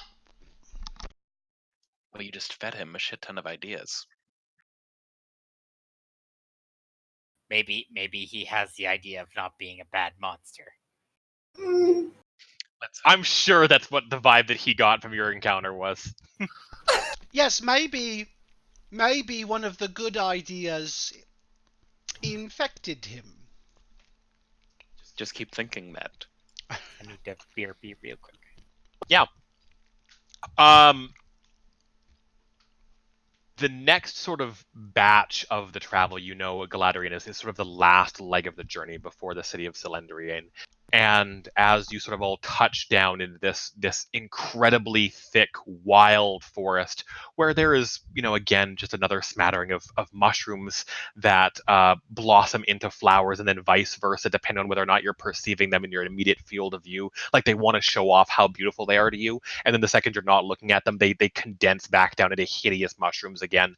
And there's like jagged crystals emerging from the trees. Eerie, did you ever want to do your sending ritual, or was that something different? No, I was just waiting for you to. Okay. Yeah. I don't have my voice mod set up for audio right now, in case you need that. Oh, it was gonna be, yeah. Can I do it after the break? Yeah, we can do it after the break. It shouldn't Thank probably you so come much. up. Awesome. I'll just keep my notepad open. I appreciate that. Your perfect 25 words. Yep. And as you touch down, Saigar, the feeling of being followed and pursued is thicker than ever before, as the lot of you sort of look up and you can see there's another large figure that's been following you down as well, where it's got like a handful of up-style balloons in each arm. There's this large, it looks like a bear almost, wearing paladin armor that has like 5 or 6 of these jellyfish tentacles like clutched in one hand and 5 or 6 in the other, as it's sort of just a huge set of balloon jellyfish in each arm, as it hang glides down into the forest, and it thumps loudly kind of in the woods about 30-40 feet from where you are, and stays low to the ground. Yeah, he's super sneaky. Didn't roll super well.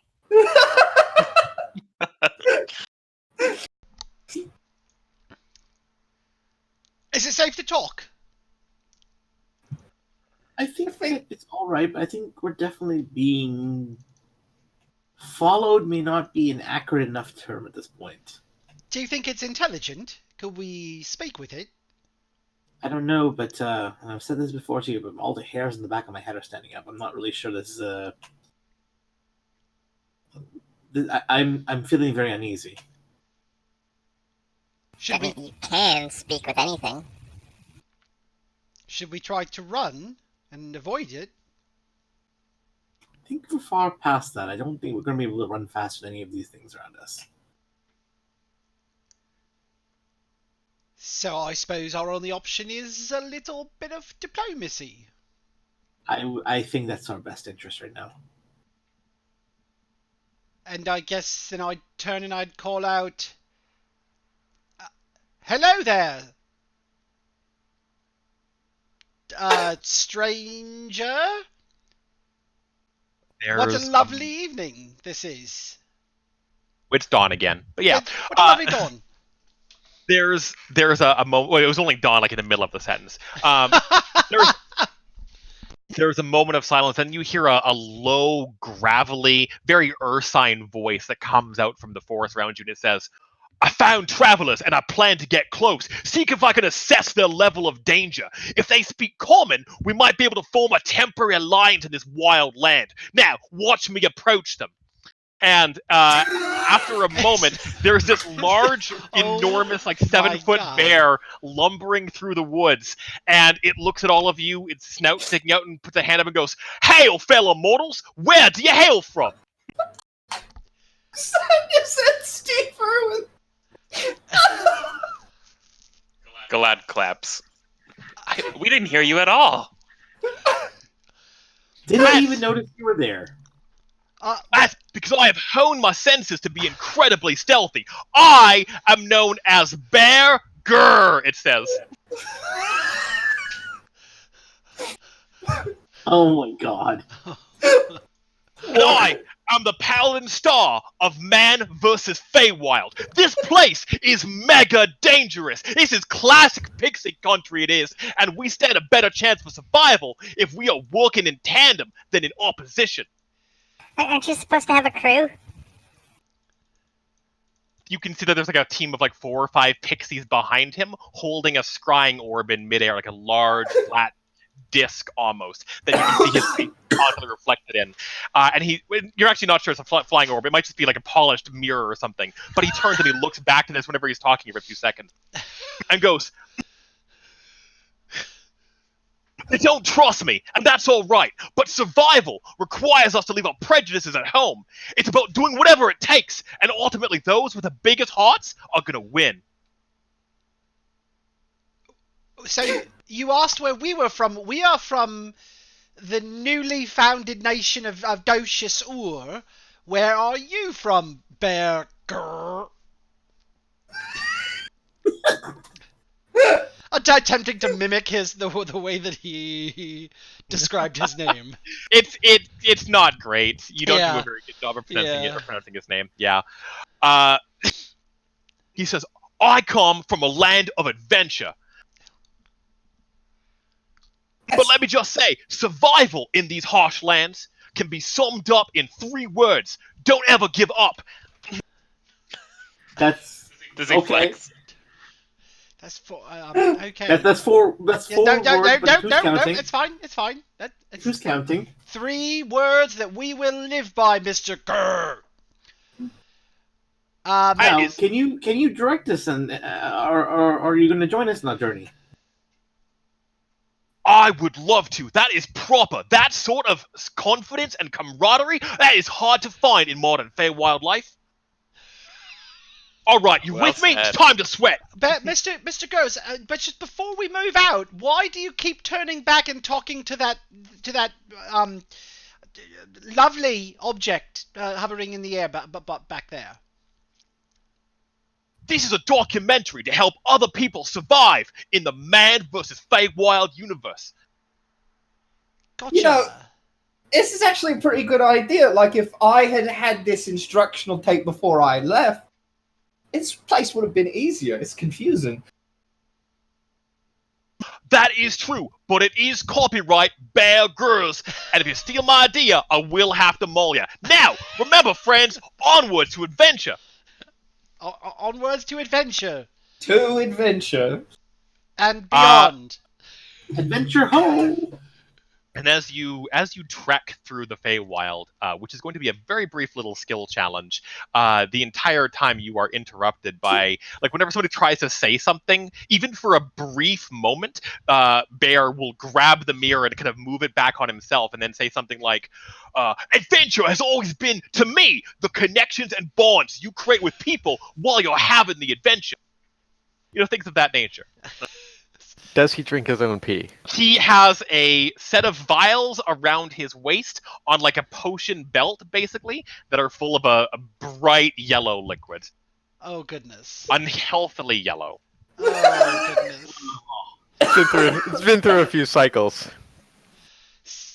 He certainly has a lot of one-liners, doesn't he? He's really committed to the idea of not eating or drinking in the Feywild. Yeah. Yeah. Look, I think it would help if we just all agreed, we need to get along this man, just get in character with him, help us out with the show. It'll probably help us a little longer and get through this whole adventure real quick. Yeah, this is the this is the first kind soul, not counting Galadrin, that we've met so far. Yes, I'm all about his shtick. I do want to say we're definitely not gonna go to Cendrine with him. He's not gonna lead us there, but I'm in love with this. Let's keep going.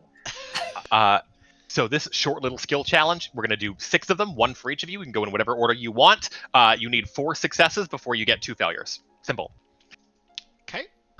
As you begin to sort of trek through the woods, there's a wind that begins to whip up. And it's almost like, the very classical, very Disney, as the wind blows past you. It's like, oh, I can see all the colors and I can hear the songs on it. And it's all well and good up until the point that you see the hand or the wind form almost like a hand shape for a split second and then catch the bag of holding and it tumbles away from you about 10 to 15 feet. And as somebody walks over to go and get it, the wind just picks up again and knocks it down the path ahead of you a little bit. I guess Morgaine was holding the bag of holding, right? Yeah, sure, why not? I think Hyvius was, but I don't care. Oh, was he? yeah, it was Kyvius. Hyvius is fine. In the That's fine. Feywild, Okay. you can make up whatever. Not anymore. True. Yeah, not anymore. Not holding it anymore. Yeah, whoever wants to go.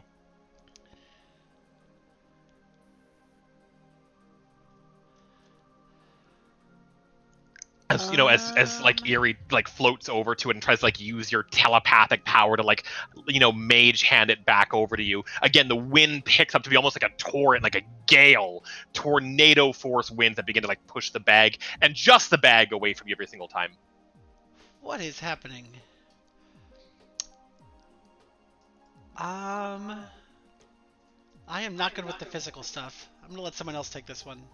I just looked at it well, it's gone. No, I'm trying to think of what I could do that wouldn't be. It's 3 feet away from me. Gone forever. That would be that. No, I'm trying to. I thought Morgaine was building to something. I thought he was too. Yeah, sorry. I just it's as soon as especially after he sees Eerie is unable to get to it and the wind, Morgaine doesn't have this is weird, so he's just gonna do what he always does. And he's just gonna fucking go full tilt after it, see if he can outrun. Oh hell yeah! Athletics check, I'd say. Yeah.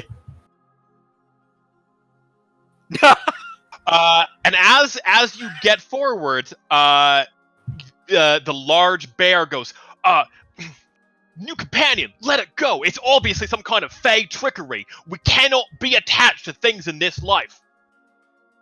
He holds you back, Morgan, and you are unable to chase after it. You were gonna fail this skill check pretty badly. And you watch as the bag of holding just is blown away on the breeze, gone forever in all of its contents. Could I make a diplomacy check? In a second. Okay. And he looks at you, Morgan, and goes, "Sorry, friend, but it's possible that this steady terrain is hiding a mighty crevasse anywhere. You can never be too careful." You sort of all watch as the bag just blows away. What the fuck? Make sure that ring. Fire an arrow to try to pin it to a tree or something. You could if it was not a skill challenge. Absolutely. Yeah, we failed the skill challenge. That's part of the skill challenge. Got it. Yeah. Make sure that ring is in Morgaine's inventory. That wasn't in the bag at the time. All right. No, it's in. While you were gone with Ash, it was equipped to me and not Morgan. Oh, to Warren. Okay. All right, I'll make that So change. what did we have in the bag? We Green lost goo, the green oil goo, of the oil of Taggart, Taggart, and and the the wizard wizard beans. Oh, not And the wizard bag of holding, beans. itself, which is itself. Wait. Warren, remember I gave you something. We could pull those things out before the bag goes away. But skill challenge though. Right. Okay. Yeah, no, Warren, you can pull that shit out of there, no problem. There's no range on it. Oh, You still have access that'd be to the cool. bag of holding, no matter where it is. We just don't have it. We You just don't don't have have the, the the bag. actual bag of holding. Yeah. Cool. Wait, can he put stuff back in the bag? It's just like a ethereal treasure chest, basically. As give long us- as it's within like 200 feet of you, you can reach into it and take stuff out or put stuff in. Until someone else picks it up, and then they can take whatever we put into it. Right. I mean, they'd have to know what's in it. And you Oh, know, I it's suppose that's true. okay. It was all too convenient anyway. I'll just pull out what we had in there. All right. Oh my god. It is also one of the last things we have remaining of Shay, keep in mind. Well, now we've got her green goo. That's not good phrasing. Our resident poet. My inventory's getting pretty large. Right? A lot of shit. As you continue to sort of make your way through the forest, there is an old, wretched-looking woman that just emerges from between a couple of trees, and she is covered in bloody, disgusting shawls, and her claws are long, and her face is covered in blood, and you can see like one long fang spikes dangerously from sort of the left side of her mouth. And as she gets closer, her crazy, wild eyes look at you, and immediately goes, "Give me a weapon now!"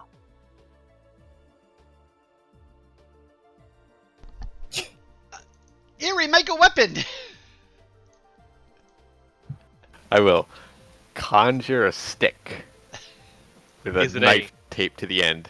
Is it a real legitimate weapon that you conjure? Knife stick? Knife stick. Hell yeah! Give me a fucking Arcana check.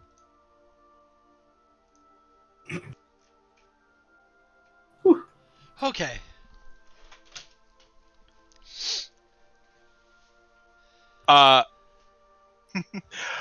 You watch as Bear rushes forward and goes to like knock the item out of your hand, and then at the last second you sort of just like flutter it away from him, and he's like, "Oh, sorry, friend. I thought you were eating something that you had found. Remember," and he turns back to the mirror, "if you travel to the Feywild, always bring your own food, and don't eat anything you find there. Not the animals, not the fruits, and especially not the cooking of the Feyfolk. Trust me, you don't want to know why." But we're also not supposed to turn down offers of food and drink, correct? He puts a hand over the mirror and looks at you and says, "That's not this section." Tiger, don't go off script. Eerie, you hand this bloody, disgusting hag your stick knife, and it raises with like a shriek and rushes towards you, and then slams it down directly onto your shadow that Saigar had saw that was moving around, sort of disjointed from you earlier. And you watch as your shadow, Eerie, struggles and flails, and then begins to take the shape of this strange blue-skinned goblin and lies dead. Oh, right. I'm sorry for not telling you about that, Ari. Wait, what you just knew? happened? I noticed something was off about his shadow. I forgot to tell him. Mention these things. And the hag looks at you and goes, "So good to see you again, Eerie!" and walks back into the woods. Was that a friend of yours? She is now. I suppose so. You a celebrity here, Eerie? No. That's a yes. Yeah, the narrator. Yes, he is. As you continue sort of forward into the woods, you come across this large clearing, and Saigar, more than ever before, you feel like you're being watched here, where there is a wicker man just much like the scarecrow that you encountered previously, there's a wicker man in the center of this clearing, and you can see that there is an imp trapped inside its wooden chest, and is just like making shrill noises at the top of its lungs as this wicker man is ignited and begins to burn. And you can see that from the trees dangling nearby are thousands of caterpillars, all of which have a tiny little human face that move and sway rhythmically as they stare at this grotesque scene before you. I don't even know what the problem is in here. The guy burning? Well, there is an imp sort of burning in. Well, the imp is not burning. The wicker man that he is inside the sort of chest cavity of. So eventually he's going. Have you ever seen the Wicker Man? He's like inside the chest, and like they burn it, and he'll eventually burn. It's like a really large voodoo doll. Yeah. Okay. So yeah, when it burns up, it burns the person inside of it like a sacrifice. Oh, okay. Yeah. Got it. I was like, what? Yeah. There's a terrible movie that was actually remade with Nicolas Cage called The Wicker Man. Incredible movie. So you know it's good. Oh my god. Incredible. You know what? Maybe In canon, this imp has Nicolas Cage's face now. Holy fuck. Morgane's gonna wave. Do you need any help? Can That sounds like a Warren- good diplomacy check. Oh, Morgane's going for Morgan- it. Oh no, he's already done one. He's already done one. Yeah, he already did one. Oh, sorry. So That's okay. seeing a ritual going on here, I'd step forward and go, clearly this isn't the way to achieve what you all want to achieve, and I would try and make a diplomacy check. Yeah, go for it. Okay. This is a much lower check. This is DC 17, but you get a +2 bonus because you're a helpful guide. Hell yeah. All right. Just made it. Bear puts a hand on your chest and goes, "New friend, be careful. We had a saying about wicker men back where I came from. Saying goes like this: first man who approaches fails their initiative roll. Second man who approaches fails their death saving throw."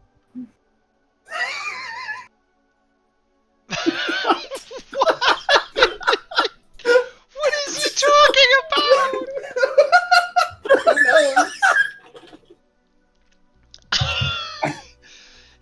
Okay, I will consider that, and I will not step forward. I will just use my words. Yeah. What do you say to this burning imp inside the wicker man's chest? And I would say, well, it looks like the caterpillars are sacrificing him, and I would say, friends, to achieve what you wish, this is not the way. You must put the flames out immediately, otherwise, a doom will fall when the imp burns. They as you sort of give this diplomatic speech, you see the wicker man point to something beside it, which it sort of shuffles out of the way aside, and you can see the little sign says, "Please do not disturb the song." And you realize that the imp, the cries, the shrill cries that you were expecting, were in fact this intense operatic piece that was sort of keeping these things occupied. And as you sort of distract their attention for a split second, you watch as the imp opens the hinge in this wicker man's chest, climbs out, and then another one replaces this one with long, golden locks, and sort of begins Act 2. And the first imp gives you a thanks, buddy, kind of, time to take 5. I helped. Great. You did, yeah. And you make your way through the clearing without issue. Okay. This is a very strange place. I know, it's kind of awesome. I terrible. don't get it. I need a new map here real quick. There is the sound of even more things sort of coming from the trees itself, and they are eyeless cyclops-esque grassmen that they run across the trees almost like panthers on all fours, but their bodies are elongated and human, so they have long arched backs and long giraffe-like necks. And as they look towards you, their mouths full of human teeth dangling open, in like these sick sardonic grins, one of them jumps down next to all of you and begins to like sniff excitedly, like it has like a horrifying puppy. And after a moment, this creature looks up at the crowd of them that are in the trees above you and goes, "Hey, these guys love riddles! Guys, you smell that? Yeah, that's the smell of a love for riddles!" Oh, And then fucking hell. they all jump down and go, "Oh, riddle lovers, riddle lovers!" They all jump down and look at you and they go, "We need your help with the riddle!" And then all at once say, "How do you kill something before you know that it's dead?"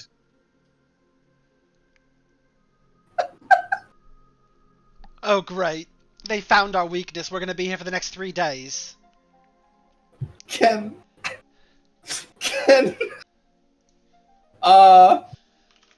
given that most riddles are all just ones that people have heard and repeated over time, could Warren make a history check to see if he's heard these before? Yeah, absolutely. This won't count as your problem-solving roll, but absolutely.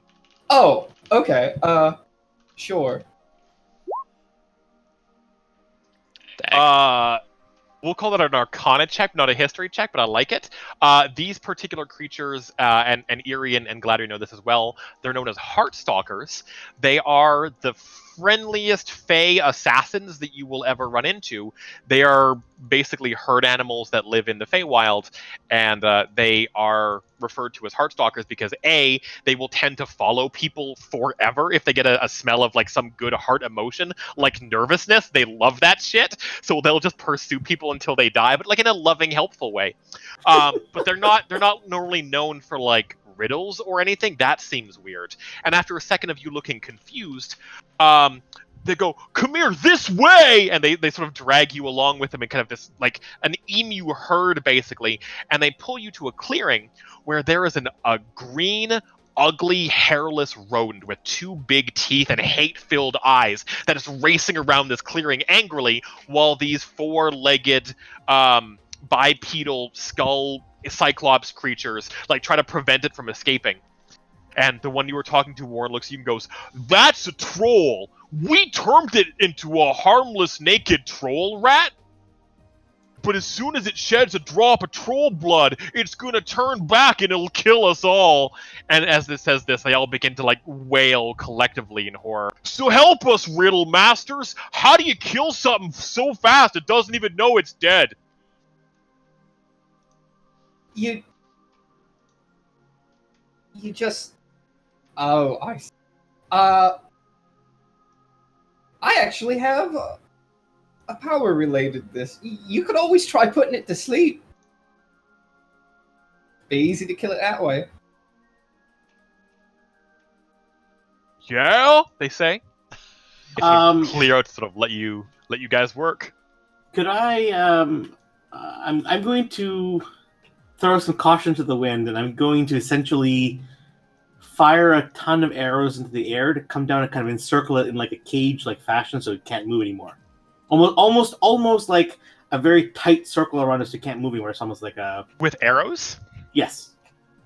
I love that plan. Go ahead and give me a warfare check. Warfare? Oh, God. Yeah, what would you say? Using a power in an unconditional way is... What would you have in mind? Well, warfare was not a thing. I was thinking more like either engineering or dexterity, but okay, I'll go with warfare. Dexterity is going to be worse than dungeoneering.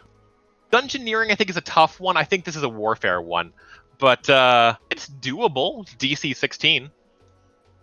All right. Hey everyone, how's it going? My name is... Except for our unhelpful bear boy.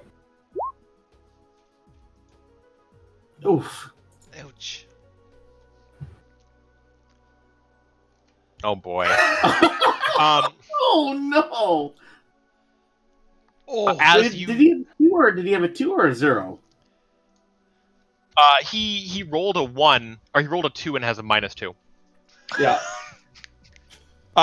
Saigar, as you step forward to sort of deal about this, and like begin to like shoot arrows at it perfectly, about halfway through it sees you and it begins to like hiss and snarl, and Bear goes, You gotta stay away from that animal, friend. That might not be a troll, but it might be a man. The L have a ritual, you see, that transforms your body into an animal piece by piece. What they do instead of punishment.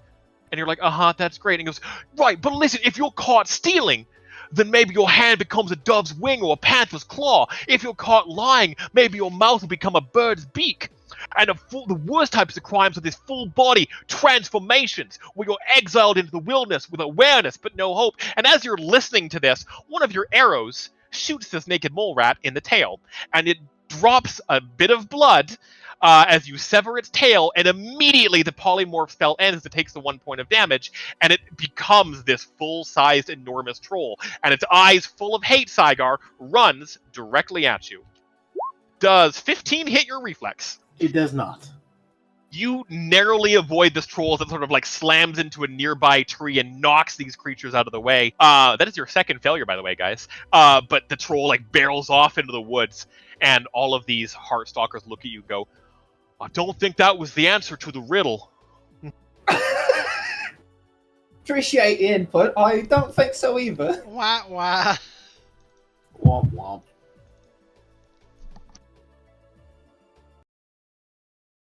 Well, we had to fail a skill challenge once in the campaign. Yeah. You guys trek on for a little bit. I'm gonna do the last two just because we'll see how fucking bad this goes. And to do everybody, you trek on through the little bit, and there is a large rainbow that has blocked your path, and it seems like as you get close to it, it feels almost electrical, like putting your hand close to like something that's plasma. Yeah. And it as you sort of like get close to it, it does move back and forth a little bit, and you watch as the ground that it moves across is like severed in its wake, leaving a valley where it slices into the earth. Ooh. Like it's made of energy, kind of? Yeah, well, it's a beautiful rainbow, but yeah, you definitely get the vibe that it's like cutting through the earth is like a force field. I want to eat it. Well, it's Eerie and Gladrian with these last two. Oh no, I did the haven't- first one. Oh, or that's right. second I'm one. I haven't Warren and done one. Gladrian. Oh shit, is that legitimate? Yeah. I taste the rainbow. Look, best case it cures your Rakshasa hands. Well, I mean, I'm gonna eat not my mouth, like my arm, but you know, Yeah, same idea. and See we if I missing can- both arms. Absorb some of the energy in it. Oh, so it's 7 skill checks? It's 6. It's 6 skill checks, but we've done 4, and you guys have already failed 2 of them. say Did you Warren, got did fair Warren not already go with history? No, that He wasn't me started going. to, but you finished that one doesn't really count. But you sort of finished it with the Hey man, I don't know what kind of check it would be. Is that a legitimate idea? Yeah, man, fucking every idea is a legitimate idea in a skill challenge. Do you Okay. fucking absorb this rainbow with your tentacle hand? Is that the goal? Yeah, that's the idea. I want to taste the rainbow. Listen, I fucking love that as an Arcana check. I feel like in this particular case, I'll give you a choice. Arcana DC 25, because that's fucking ridiculous wild. But also, I feel like it as a more effective, if you want to do like an endurance check instead, to be able to like handle the pure Feywild energies this thing is given off, and that would only be a 16.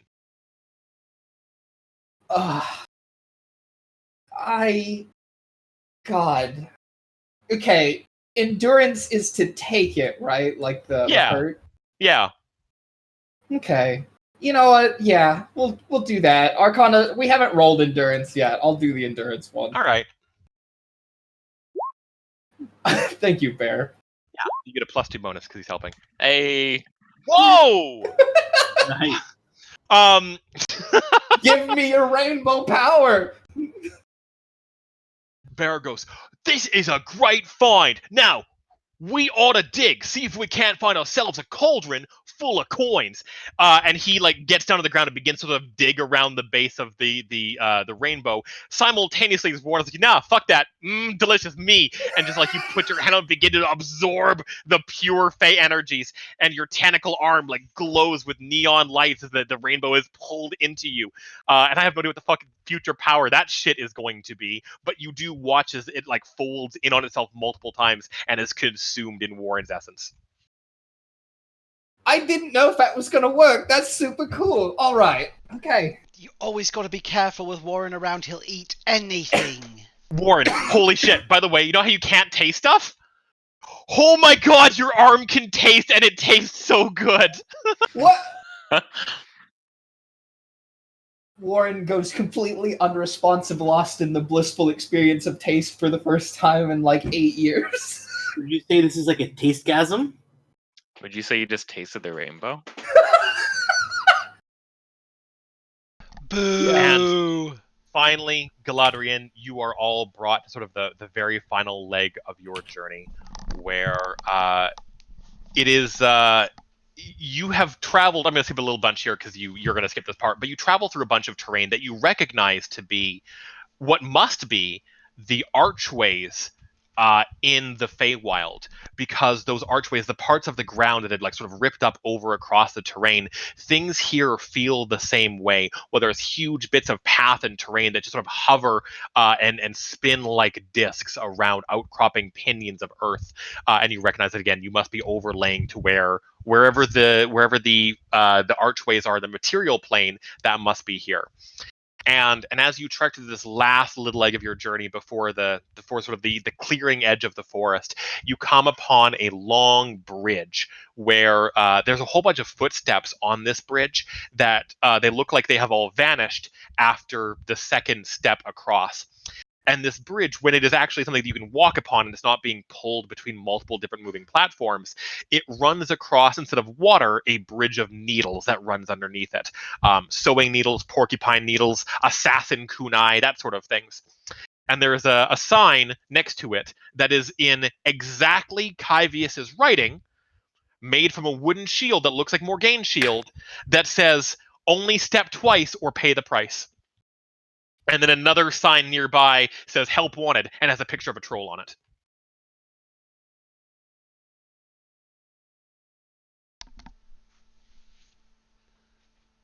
What? What? So we're at the end of a bridge, and there's two signs. One is "Troll Help Wanted," and the other is "Two steps." What? Only step twice or pay the price. There's also a river of needles. There's also a river of needles That- underneath the yeah. bridge. Correct. That is flowing at rapid speed. Can I appeal to Mora to just take us to Cendrine? Yeah, absolutely. Do you want to call that a religion check? Yeah, I'd say that. Okay, for sure. Oh boy. And so, oh wait, so yeah, tell me, does that pass or fail? That does certainly succeed, unless that still succeeds at a DC 20. You're fine. So Galad just like looks to the sky. Queen, this journey has been so trying. Can you just take us home, please? And you watch as like pure residium from the crystal chunks nearby just sort of begins to settle down onto the bridge, and it leaves perfect footsteps in like the way that Galadriel you would walk, but reversed, so you can just walk backwards easily across the bridge. And then again, dozens of other footsteps for your companions as well, and you get the feeling like this is the Summer Queen providing for you. I bow deeply. Can we grab up some of the residium on the way? I appreciate Saigar's resourcefulness. Well done. That's a good question. Do you want to? I'm not sure the way you're being so ominous here, but I Saigar. since it's a Feywild, I don't trust it, so I'm not going to. Okay. You all make your way across the bridge, with the exception of Bear, who looks to the mirror and the pixies holding it. They're getting tired at this point in time. Their wings are fluttering a little bit slower. And he says, "Now, I'm not fearless, but as my new companions will soon discover, I have learned how to channel my emotion to sharpen me." And he turns and just like runs across the bridge, full speed, stampeding past you. And as he does, one of these waves of pines just hits him full force, and you watch as he just is like embedded with thousands of these spikes. Just and you watch as this lifeless form of Bear is now carried off down the stream in just a surprised look on its now dead face in a Oh my god! sea of bloody red. I can't wait for season 2. That was horrible! What happened? What? I think he's dead, Morgan. I guess the Mora didn't want him along with us? It's tough because you're like, oh no, but you're like, you still watch as he's like his dead body very slowly is pulled away from you, just again full of spikes. Like it's slow enough that the entire time you get to see like every moment of like, oh, there's a porcupine needle in his eye. There's that's horrible. That's disgusting. Just all. God, why do bears have so much blood? And it's really gruesome as it stains the needly sea. But you're all fine. Was it all caught on mirror? Oh yeah. I don't think they can air that. Wait, maybe he's alive. I should check. Nope! He is not alive. No, he is not alive. Alright, just checking. What do you call a wet, bloody bear? Is that... Do A people grizzly bear. just die for no reason around here? Pretty much. I mean, it wasn't really for no reason. I turn to the camera, or the scrying orb, and I would say, tune in next time for season 2 of the next show, Jam Dunk! Galad leaps in excitement. And on that note, we should take a short commercial break, and I'll see you guys in 5. Gruesome. Bear Grylls is sponsored and brought to you by Skittles. Oh my god. How did you even remember that logo? Isn't that pretty old at this point? It is. It's just infected into my brain forever. What, the Taste the rainbow. Skittles logo? Taste the rainbow. The Skittles jingle, sorry. Taste the rainbow? I think Is they it still old or is it new? I'm pretty sure. I don't think it's ever changed. I think they've had that same slogan forever. Well, it's lucky. There's a lot of prismatic powers. Yeah, I was, having played 5th, I was really worried that was just going to kill me and turn me to stone. But Warren would have done it, so... I mean, it's always a concern. Yeah. Alright. Oh, What are we back at? What are we back at? 20 after? Was it 5 or 10? I have no idea. I think it was I 5. think it's 10. Alright. We'll be back at 20 after, just in case. That was great. Great that me and Claire said a different amount at the same time. This makes me happy. I was worried that my power choice was going to be really narrow at our next level.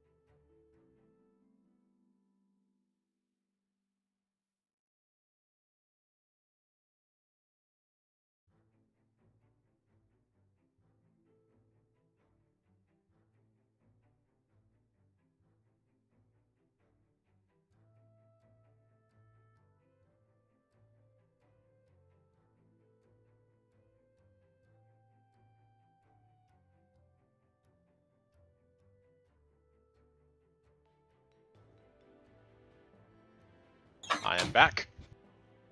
I am also here. I'm just sitting down. Just logged into WoW, and apparently I made like 800 gold. Nice.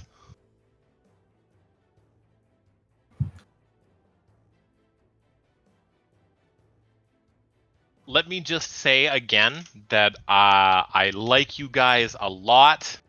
I care about you all, and you're all good friends of mine. That's all. What'd you do I feel like this is besides a trigger for killing bear gurus? KO. That was the failure state, right? I think, and losing the bag of holding forever. I mean, It's fine. We'll could just get you a new not, one. Could you not? I mean, Wild. Could you not like locate it with your Arcana skills? I don't have any rituals that do that, so Quick, If only there was some sort of Quick. locate object ritual that we don't have. quick, Eerie, send a message of 25 words to the bag of holding. I've seen Steel's mic It's not a people. light up a couple times, but I wasn't sure if he was trying to say something. Oh, I'm just thinking out loud. Also, Good don't joke. forget your voice thingy. Right. Thank you very much. It wasn't working. I'm going to restart my computer real fast during the break.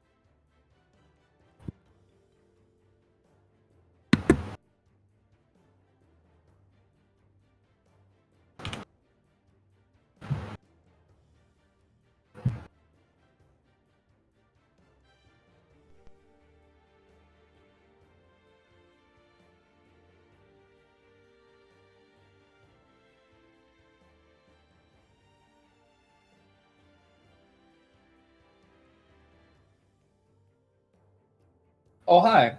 Hewitt, I just saw your pun in chat. Oh, good God. I mean, that probably had a fair chance of working. Yeah, in the Feywild, maybe. Definitely would have worked. I feel we should all be throwing caution to the wind. I don't know why my voice mod's not working, guys. Oh, darn. What's important? Did you check all the inputs and outputs? Is VR stuff getting in the way again? VR stuff loves to get in the way. We can't hear you now, Steel. Nope. Yeah, I haven't used my VR in forever, and when I logged into Roll20, it was trying to show video through my VR cam to Roll20. Do you have it plugged in still? Yeah, Yeah, I'm I good. do. It's just, it hasn't done that in forever. I was talking to Warren, but yeah, so Steel, you checked all the inputs and outputs, still not doing anything? I think I'm good.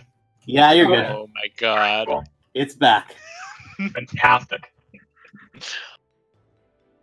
Need just a quick second here, then. I gotta get me this mod. It's a Oh good- my god, it's so good.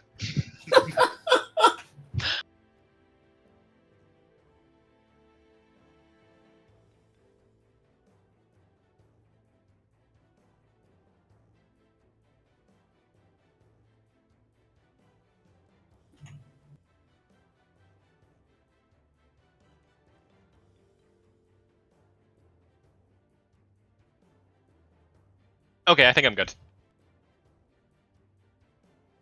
Are we good? I think so. I think everyone looks here. All right. Fantastic. Oh fuck! I didn't open my document again. My thing. Should probably know what the fuck is going on. Nah. Schedule? You can just make it up in the Feywild. Oh, that's so true. We wouldn't know the difference.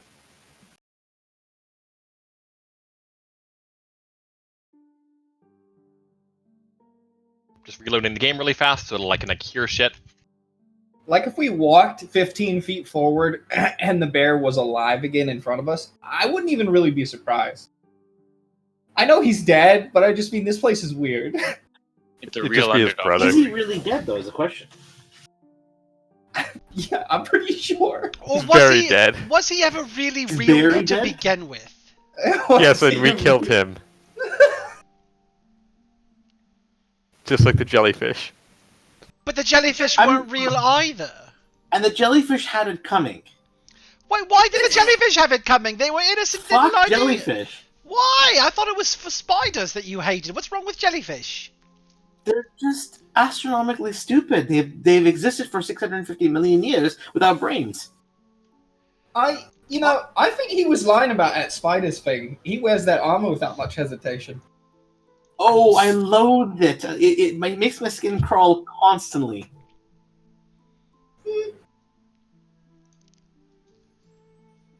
All right. You all find yourself in sort of the final leg of the journey before arriving in the city of Cendrien. And there is a low humming from all around you, because in the middle of this clearing, despite there being a beautiful fountain here, these woods teem with life. In the carpet of red leaves around you, there are dozens of animals that sleep peacefully. There are multicolored rabbits. There are wolves with antlers. There are more of those strange deer creatures that you see in your own lands that have like the 6 legs that you know now, according to Caslin, are called Kirin. There are boars and bears cuddled up together. They're all next to each other. And there are the trees here all have clock faces and pendulums in the trunk. And every couple of minutes, they all sort of chime together. The fuck is that?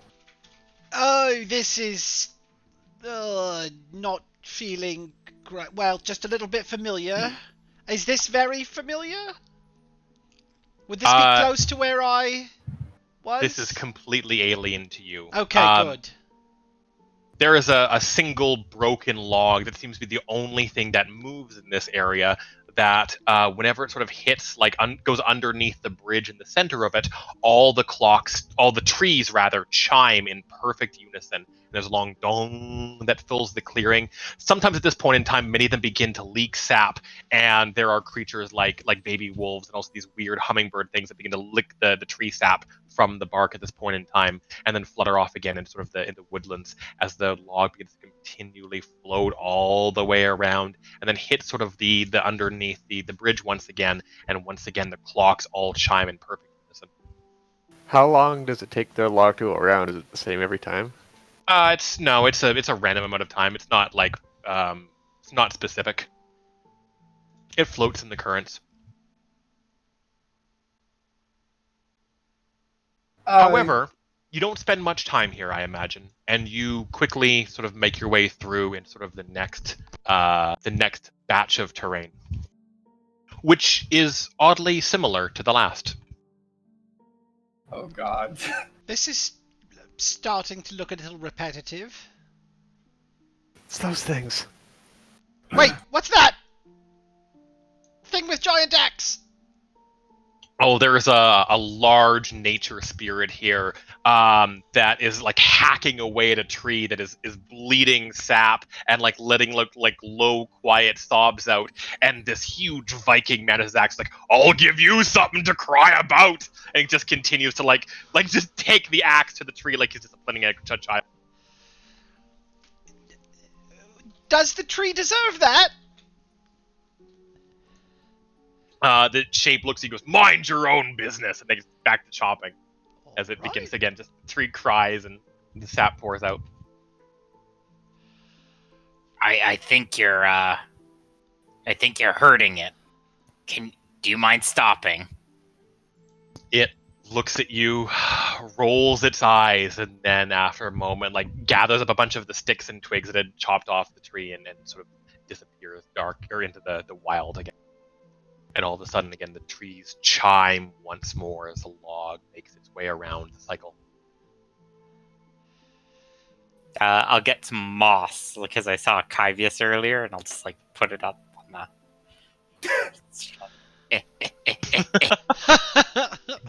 Better. That was the wrong kind of moss. It's You going to make it solved very my itchy. first tree riddle. So, glad, we going the right way? Oh, I'm not entirely sure we are. This looks exactly the same as the last way. Maybe the entrance was changed. You're pretty sure, Galadriel, that with all the romping that you did with that bear fellow, you may have inadvertently wandered off the path a little bit. Oh, remember what That's I told you about how if we were going to follow the bear, we were probably not going to make it to Sendriane. Oh. Just a bit of a detour, I think. Alright. Does anybody else see a little bobbly familiar thing in the south in the trees back there? And it Nope. disappeared. That looked like... Didn't that look like... When we were kids? Wasn't that... Oh, never mind. I must have been imagining it. What are you follow it. thinking of, Fabius? I try and imagine that it's back. Or it hurts a little bit how hard you try. Alas, you've seen these figments moving through the woods more than once. It's not unusual, but it certainly does feel like you're not the only ones here in this place, and your thoughts are interrupted again every couple of minutes by that long gonging sound of the trees all chiming at once. Fabius, are you referring to those things that were in the conductor and that stuff? Yeah, there were the museum. The things that were accompanying it. Yeah, this was it was 10 years ago, but it might have just been my imagination. Who knows? I suppose we should try and soldier on to find our way through Galadriel, unless there's a better option here. Oh. Yeah, back there. Oh, no. I must be seeing things.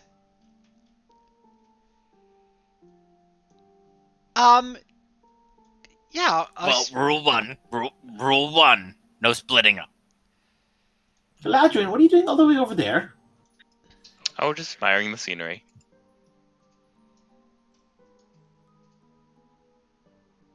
When the log goes under the bridge, you said there's like a big gong sound as all the clocks kind of chime. Did you say also like sap comes out of the tree during that?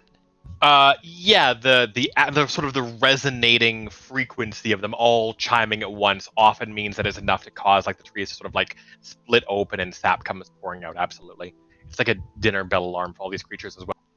But you backtrack a little bit, and then find yourself like again the same place you had left is behind you. So you head forward and travel through 7 or 8 more clearings exactly like this one. At one point in time, you sort of like break through the woods and go off the beaten path completely and wind up in the same spot. Oh no! Starting to think we're a little bit lost. It smells of puzzle. That's why Steele said he loved us. Yes.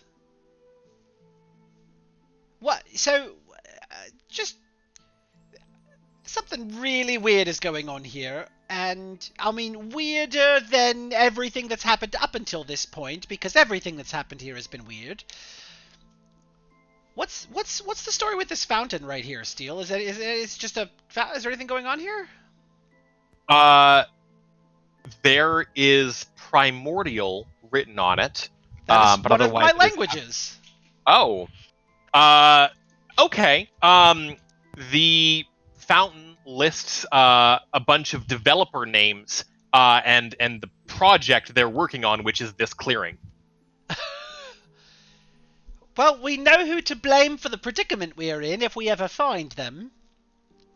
But other than that, What's no the developer names? I would read them off. The developer names. Oh God. It's like Zenworn the Black, Henairos the Beautiful, Olarion the Effulgent, Horimin the other guy. Guys, they're anagrams. Let's go solve these names. Figure out the next step of the puzzle. You are evil. That'd be a good puzzle, actually. Yeah, no kidding. Way better than this one. I figured it out. It spells out you just wasted your life. Yeah. Does anybody have any ideas? I suppose I'd keep poking around this island here, maybe checking out each of the statues if there's any writing on them. Go grab the log. That's what I was. Well, yeah, you know me. I like to touch things, and I usually get us in trouble when I do so. But that was my first thought as well.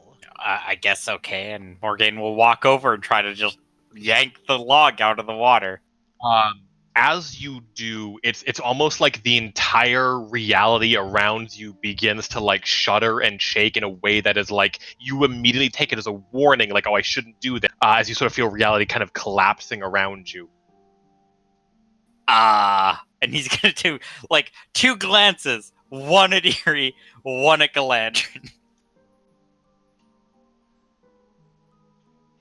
Wonder what that could be. Thumbs up. Actually, double thumbs up. Does anybody else think that's not the best idea? Morgaine, you pull the log out of the fucking water, and immediately as you do so, you feel like reality beginning to like shift and twist all around you. And once again, like the dangerous feeling of reality collapsing in among you is incredibly present.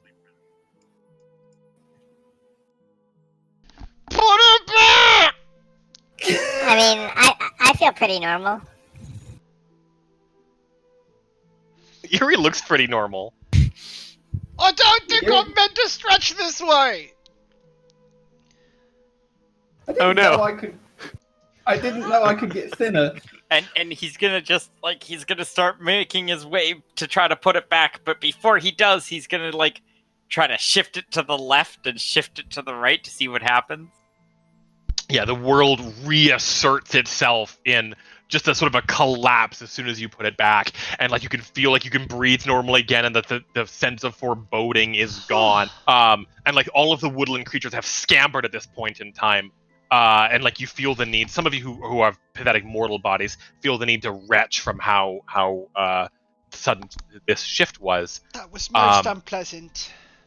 Morgaine there was also writing all over the log as well, which Kyvius, as you had an opportunity to look at it, you notice that it lists a time. It has a year, a date, a month, and so on, a time, and then next to it, it's like listing that there is an error if the log is removed from the actual pond, and that that is a task for Zenworn the Beautiful. Oh, it's a glitch. What do you mean it's a glitch? I was saying that if things go wrong when the log's removed and they need to fix it. Oh, it's a fucking developer comment. Yeah. Well, yeah, you forgot the in all caps to do across the top, or fix me. Surprised that log's still floating if they haven't patched it. There's a voice from the clearing nearby, and this, I don't want to say beautiful, but very strange Eladrin woman steps out, and she looks at all of you and says, "Are you here for the block party?" Yes. I guess. Yes. Yes. Yeah, of course we are. I'm curious what kind of blocks we're having. She looks at you and blinks twice and then laughs like this is the funniest thing she's ever heard. And she goes, "Dandelion is going to love you!" And you can see that as she does so, her hand digits, like when they open wide, they briefly become like flower petals, and then more collectively peacock feathers. And actually, as you look at her a second time, you're not exactly sure that she's female either. Certainly looks that way, but again, when the Eladrin sort of hit a certain age, the features blur together a little bit. But I'm going to say she, and she in like her beautiful peacock gown where it's all golds and azure blues, like bows very, very gentle, like not in a way that she's subservient in any manner, but just like a very cordial greeting, and says, if you're looking to get out of here, I know how to guide you from these woods if you attend my little soiree. Somebody with better insight make a check. I got this.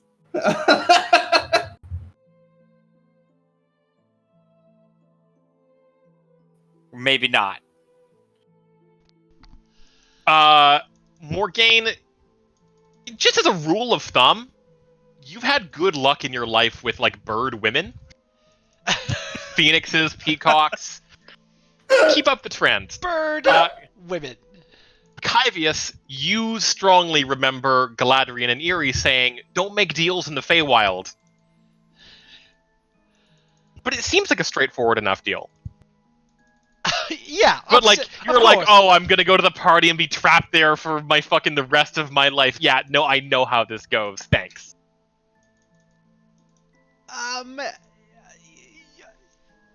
What was what she offered was if you want a way out, you just have to attend her party. That was, someone remind me. Yeah, you see that she's got fairly like sharp teeth for an elf, and when she blinks, her eyes go white, but her eyelashes never move. And she repeats herself and says, "My name is Grugidis, and I would like to invite you to my block party. And I won't. It won't be long, but if you would care to attend to liven things up a little bit, I will guide you to where you're going." Look to Kyvius. Desperately thinking of a way. I highlighted something in chat for you that might be relevant. Yeah. Soon as the party's over.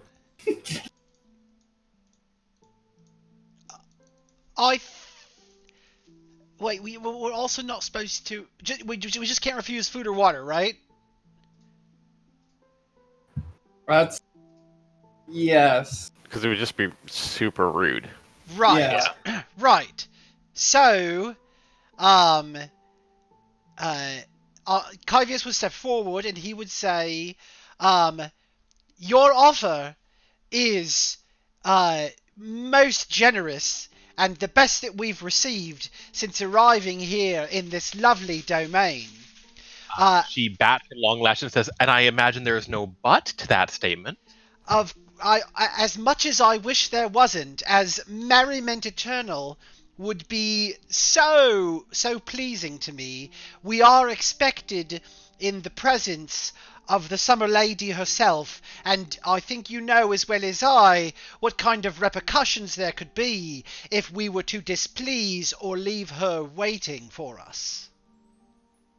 She looks a little disappointed, but she nods at you understandingly, and she says, "No, that's quite all right. My never-ending soiree will be here if you change your mind." And she does kind of that little like white girl mom dance where she like moves her hands in tight circles in front of her chest and sort of just moves her shoulders back and forth a little. And she says, "Well, if you need me, the party's over there in that bookcase." In the bookcase. Thank you. Tell me, is there anything else? "You really would like it, though," she says. "We have a tabaxi." My goodness. Really? That is not how the name of the race is pronounced, but you don't correct her. Not a chance. Well, your offer is most generous, and I would be remiss if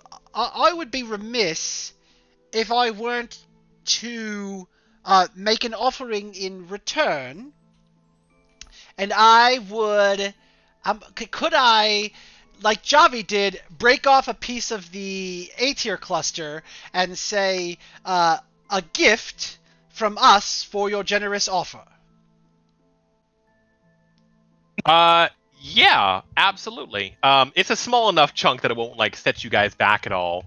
But she certainly does like smile delightedly and says, "This is going to make an incredible centerpiece. Thank you so much. What was your name?" Carvius. Carvius. My name is Carvius. Don't know if that's... She tries it out, and you can sort of see her like rolling it around her mouth. She goes, Kyvius. Kyvius. I will tell everyone how generous you've been. Thank you so much. Now, I've got to go back to the party. If you change your mind, if you're going to die of starvation, we have plenty. Bye. And she walks over to the bookshelf, and she takes a book from the top shelf, and she opens it up, and she steps down into the staircase inside of it, and then it closes behind her. Okay, that was interesting, but I didn't know if she was one of the Fey Lords we were supposed to give a gift to, so I'm sorry if I broke off some of her... I know I didn't collectively ask us, but I just thought we'd better offer gifts, just in case. I wasn't sure. Do you think we should follow her down at the library? Well, I suppose we didn't actually make a deal, but we avoided It's real nice making... of her to let everybody know your name. Yeah, but I didn't give her my full name, that was... Right? Like, could I... A good effort. Thank you. I mean, at the moment, Kyrie, I know you kind of choked a little, to say the least, but you could not have come up with a different name to announce yourself with. Well, okay, so, listen. I mean, my full name, my true name, I gave a Don't part of say it. it. Yes, I'm not going to say it out loud. Are you kidding me? Try out Kyvie Baby. Or, you know, baby. Tyvius. Do you remember when this guy was sent here to lead us to the Moira and how he got us lost? Oh, KV. Oh, There we go. That's too close to Kiwi. that's quite true. Or even just KM. K-Pan. All right. KM's a little bit too much. So we didn't make a deal to stay at her party, which means we could potentially visit it. But is that also the way out, do you think? Probably not. What about just K? Oh my god, are we still on this topic? I didn't give her my full name. K seems smart, if a little informal. That's what I will say going forward, but as you all heard her, she's going to tell everyone she meets my name anyway. What's done is done. Everyone's got half of my true name. Is it Let's like just move it K-A-Y, K, like A-I? Oh my god, No, just you... the Just letter K. We need could to always get just every change her single name. one of you some ADHD medication. That seems okay. No, it's just K. Right. Yeah, classic. Sorry. So about this room we're stuck in. I think we should go south.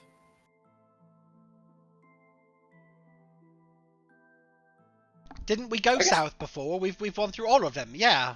And here we are. I think we should run really fast in a direction. Maybe we can outrun it. I don't I don't think that'll work.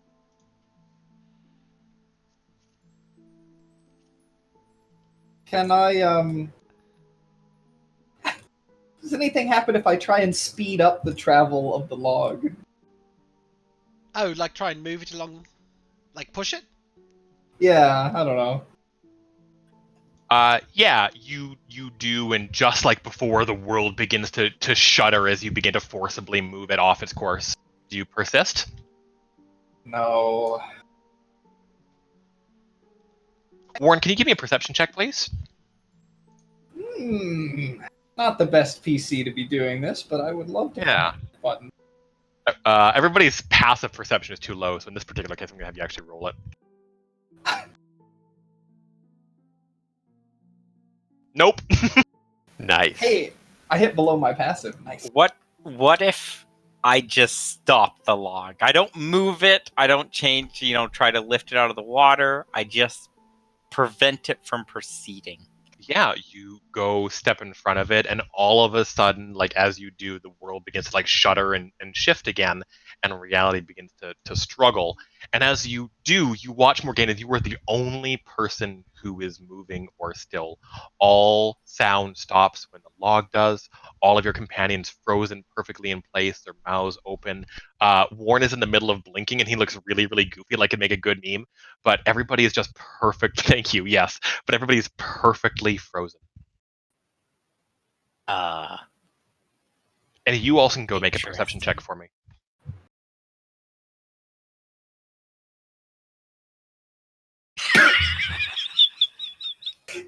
Sick!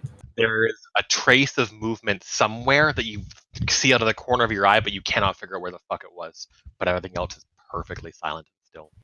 let me see if I can catch that. And he's going to push the log upstream a little bit.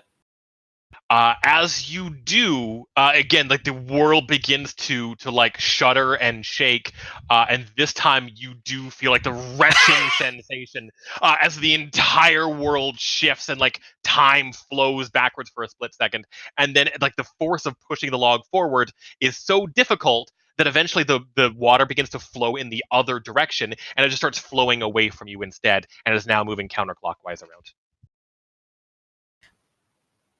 And time is now moving. And yeah, everybody's moving perfectly again. What are we trying to do again exactly, Morgan? Does something seem wrong? Something seems a little bit off right now. I can't quite put my finger on it. Calm down, Kay. I just managed to stop time. No, are we trying to get the log out of the water?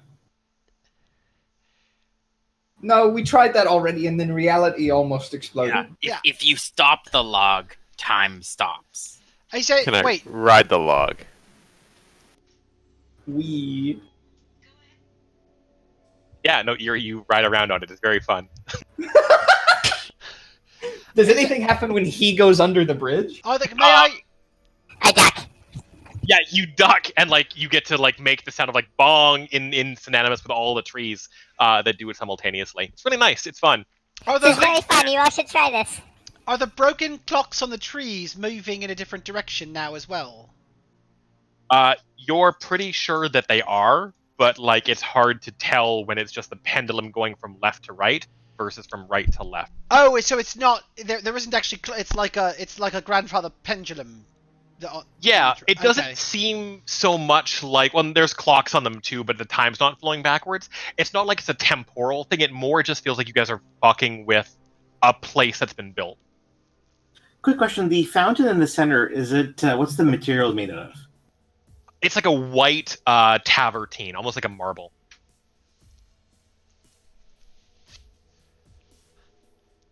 Could I maybe? Sorry, go ahead. Can we maybe get the log flowing in the right direction again? I'm feeling very strange, and I can't quite put my finger on it. So could I fire an arrow with a rope on it at the fountain, and then I'm going to tie the end of the rope to the log? I love how every single one of your solutions is always Fire I want to an shoot arrow, with an arrow. yeah. But Listen, I have a one-track mind. I don't like being in the line of sight. Sure. I want to ask you a question again. Sorry for me to say this before, but the question is, are you sure? Yeah, I'd like to give it a try. Okay, yeah. You fucking tie this rope to the center fountain statue, and you fire an arrow at the log, and you watch as it begins to slowly flow downstream, and then the rope kind of like hits on one of the nearby plants, and it begins to get a little bit taut. And you watch as the log begins to slow down a little bit.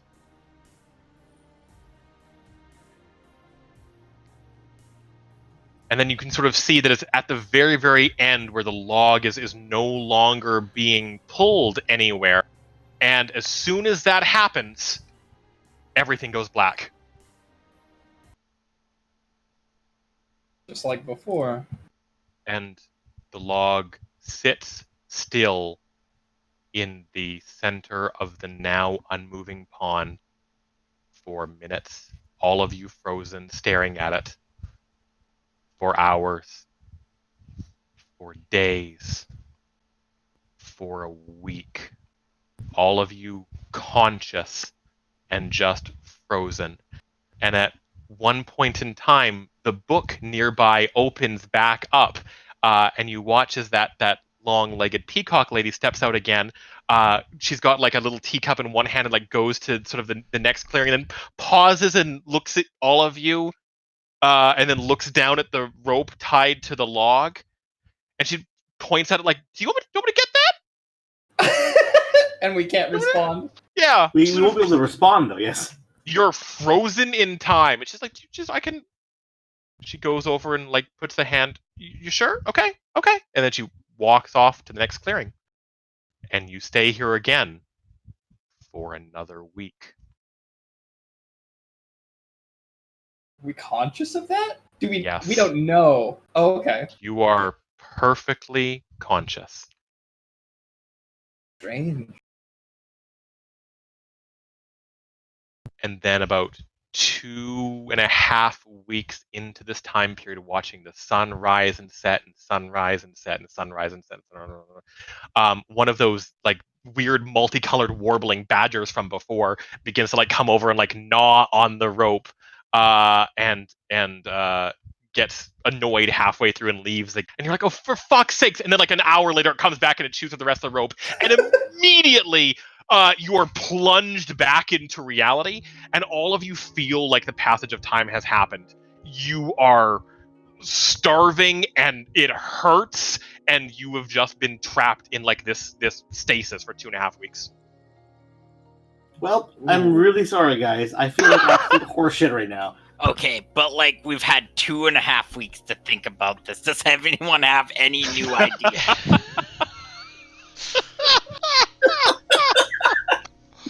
Yes, my new idea is never let Saigar shoot anything again.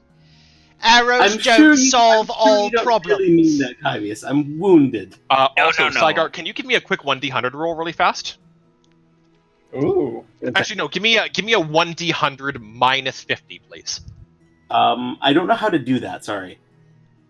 Just type /roll space 1 lowercase d 100 minus 50. Yeah. Yeah, like that. Okay. Thanks.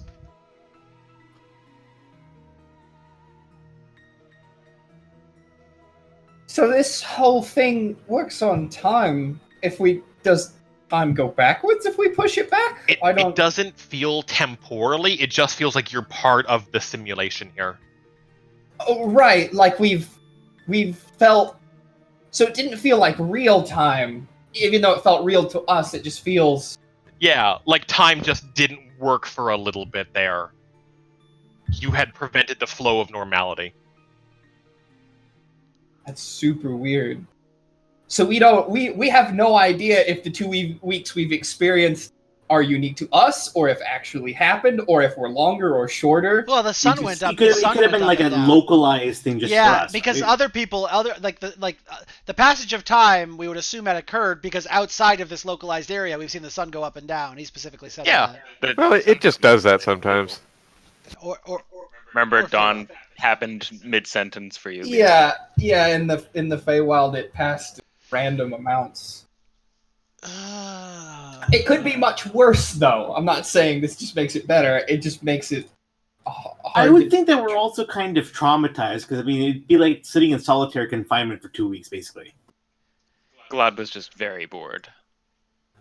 Although this has been... What were you trying to getting at, Saigar? Maybe that sort of I thought of it more like a clock. I was wondering if the rope would treat it like like the arm of a clock, as stupid as it sounds.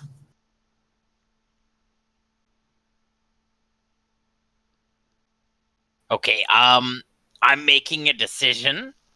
All right. No more fucking with the log. I feel like the log is the only thing to fuck with, though. Well, like, no more stopping the log. How about that? Didn't you say you saw something, though, when you stopped the log? Like, out of the corner of my eye.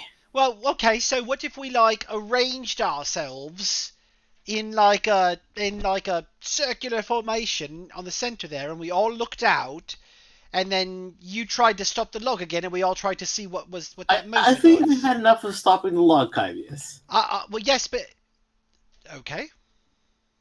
No, Well- I think he has an idea here. Yeah, No, that's fair. Maybe slow down the log is supposed to maybe stop it outright. How about that? It's related to the person who's in contact with the log is affected differently. Right. If you're holding the log, you don't get trapped like we were all trapped. It was the fact that no one was touching the log is why we were freaking stuck for. I was on top of the log. You were, and when the log stopped moving, so did you. Yeah. Then why did it behave differently when Morgaine picked it up? Because I was the one doing it. Same with me stopping, right? Like I was the actual inhibitor, where the last time it was stopped, it was because of the rope and the arrow. I guess. Are you still on the log? Yes. Can you give me a perception check, please? Oh. Can I? If it's a 10. Oh, hey! There is tons more writing that has appeared underneath you, but again, you can't read it. And I imagine that you call Kyvius over as before. Yeah, there's a bunch of words here. I've been trying to read them for 2 weeks, but I didn't learn the new language. Here, let me help. That's like that feeling of when you go in the bathroom without your phone, but only had a magazine to read, but for 2 weeks. Oh my god.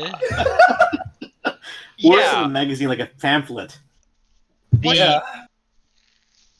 The newest entry, Kyvius, that's written on this thing, is like it's like mychanges.ext. And again, Primordial is a beautiful language, so like bear in mind that this is like it's breathtaking, this complex text. But it's like mychanges.ext, and it's like discovered. It's on the desk of Yanzion. Discovered that in the case of external influence preventing standard passive movement within the glade, this is the bug, etc., etc. Talking about the bug fixes that will occur at a future date and has already been rolled out.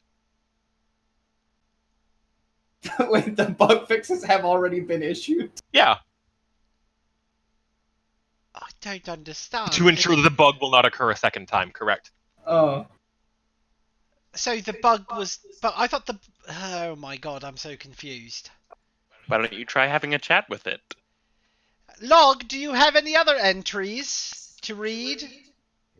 Say anything, but they go back a long way. In fact, this one that you're looking at right now, what did you roll, Sliger? -6? This particular entry is listed as being like 6 weeks ago, even though it's the newest one on the with a kind of current time period. But it looks like prior to your entrance in this glade, there were multiple people back and forth, these 5 or 6 different developers that were leaving different messages and criticisms for each other and complaints about how the glade was functioning way back for months. And each time you can see that it's like, I think that the south exitway should lead back to the north entryway, but there should be some slight differences to provide variation. And they're like, cool, we'll table that for a future discussion and so forth and so on as they sort of work out the kinks of this glade project they're working on. But it's very clearly that whatever is sort of like written on the log is very clearly something that you can look around and see when it cites, like, there should be a plant at this location, these coordinates. You turn and you can see there is in fact one there that you imagine wasn't there previously. I didn't mean to talk to it. I meant write on it. Just write that there's an exit right over there. So I can get off this ride. It's only so many circles I can do. What? How does the writing appear to be carving into the log? Yes. If I stop the log to write on it, isn't everything gonna go wonky? I mean, it's fine tries as to long write as you do it, right? as it's moving. Okay. I guess I'm going to. Does anybody have an instrument with a leather-wrapped hilt? Because I'm not touching somebody's knife. My weapon's made out of wood. Could I carve with it? It's kind of sharp wood. I could give you an arrow wrapped in like cloth. Well, the arrow's got a wooden shaft, right? So I could try that. Here you go. It's just like a carving knife. Does the carving knife have a leather? I mentioned this to Morgaine earlier when he's out with a perception check, but I'm just going to pass along to Saigar now. As you go to reach for another arrow to offer one for Kaivis, you realize that the arrow you fired was kind of like your last good one. The rest are all like drooped over, like they're made of rubber, like they're disappointed.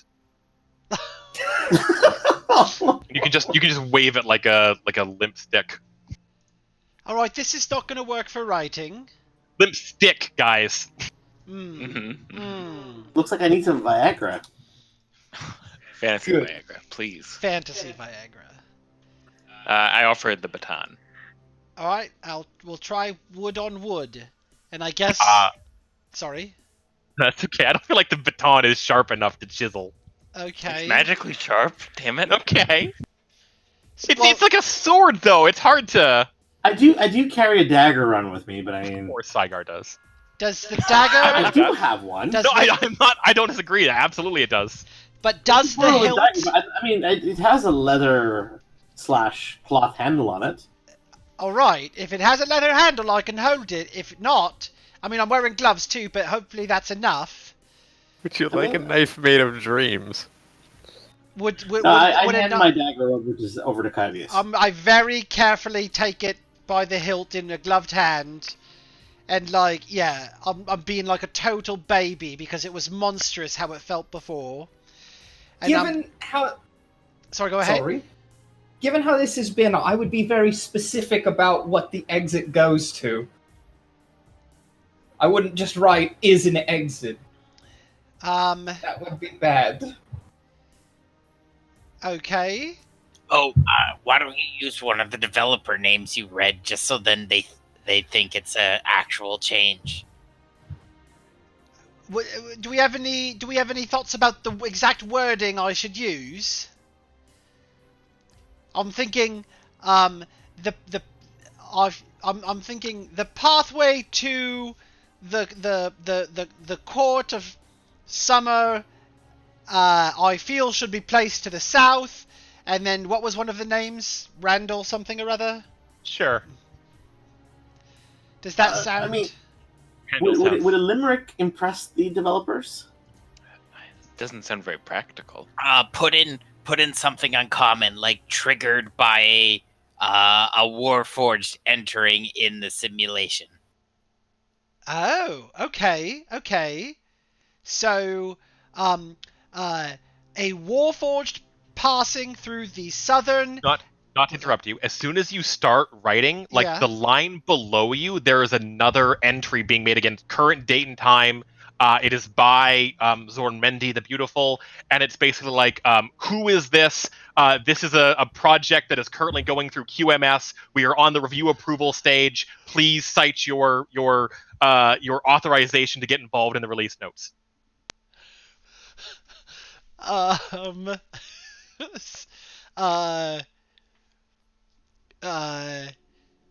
I guess I would write new PMO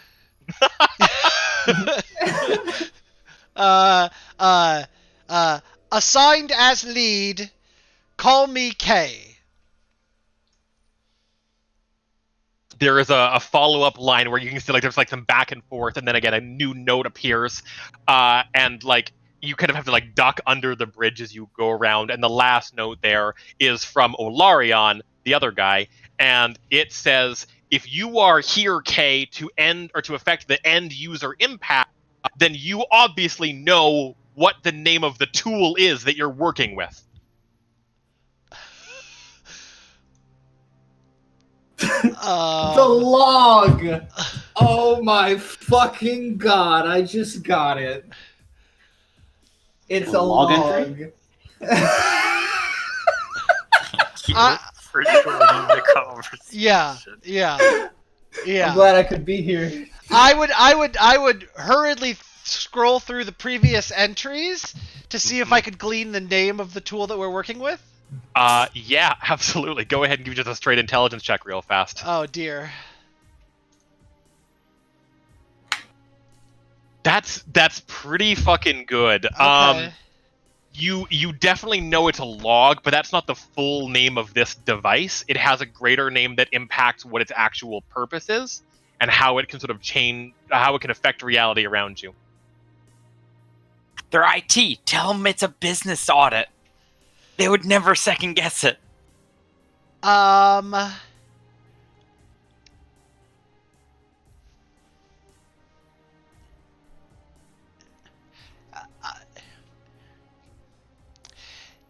Name of tool in question by management. Please attend organizational meeting in the morning to discuss out of pocket. We'll circle back on this one. That's yeah. There's a long pause, and you again quickly before while they're able to do anything, you quickly enter the date, enter username developer K, and it's when there's a Warforged in the glade, exit to Celandrine is to the north, and you watch as the world begins to sort of right itself immediately, and you're go go go go go.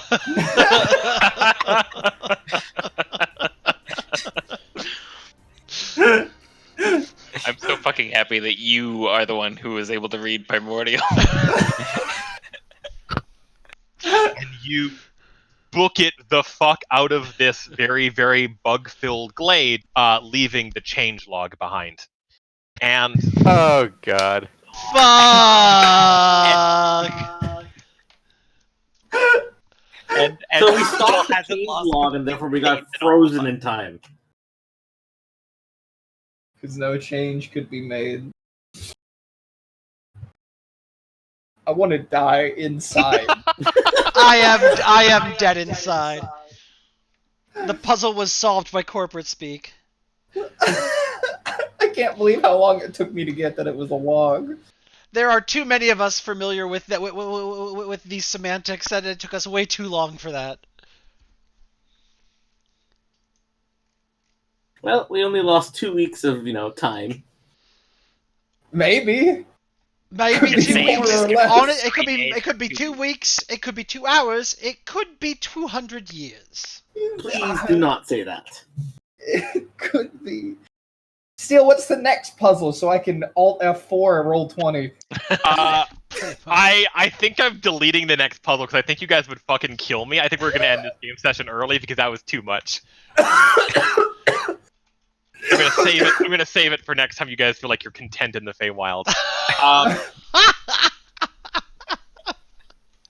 By the way, can I do my ascending that I sent 8 weeks ago? Yeah, 100%.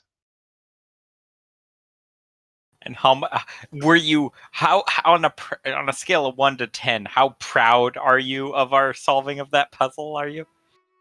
So proud. Is that a 3? 2.5.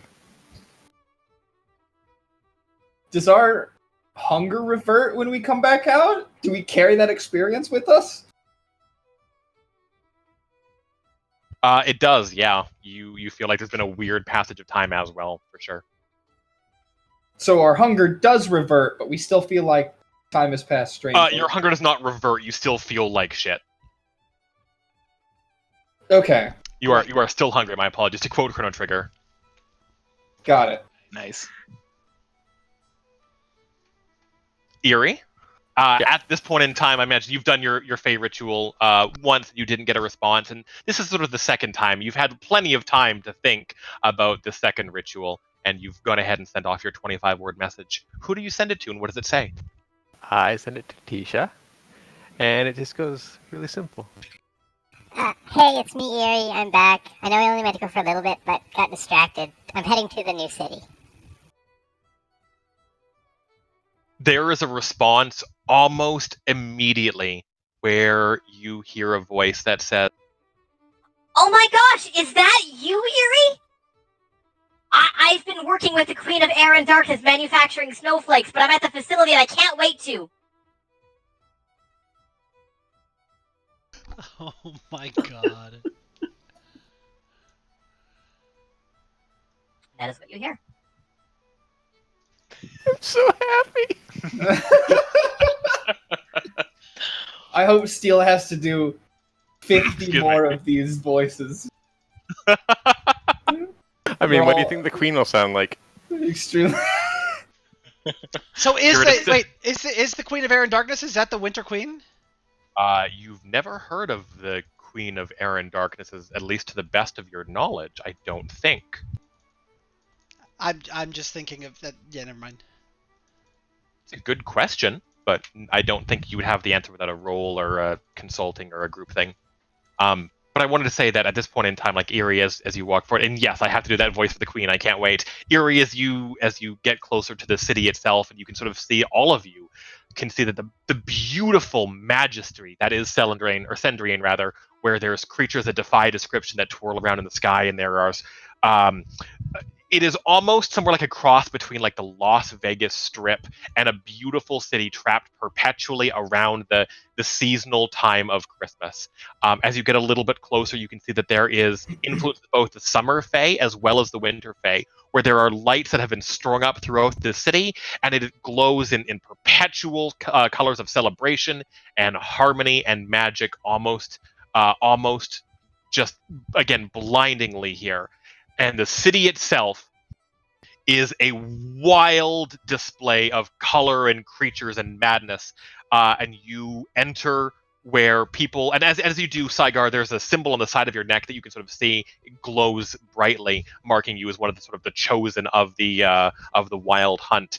And the creatures here like smile at you warmly as you enter into the city. But you know this to be Cendrien. Oh, by the way, where is she? Oh, she is actually in this city, just in a different section of it. I will give you like the exact location once I figure that, once it becomes relevant. Sorry that this item exists. It wasn't my fault. No, that's totally okay. The logistical burden of that one item. Fine. Do you have a question, Warren? Yeah. I feel like maybe this was on accident. This was the character model used for the fairy back in the heist. I don't think that's him. You mean the one that got left in the vault? The one that got left in the vault? Yeah. Is that an in-character question? Because as far as you can tell, that is in fact Alistair standing before you at his full height, much larger than a pixie. He looks a little beat up, but he appears to be alive. I wave. Yeah, he waves back a little bit, smiles at Eerie. Oh. Is that Alistair? You're not dead.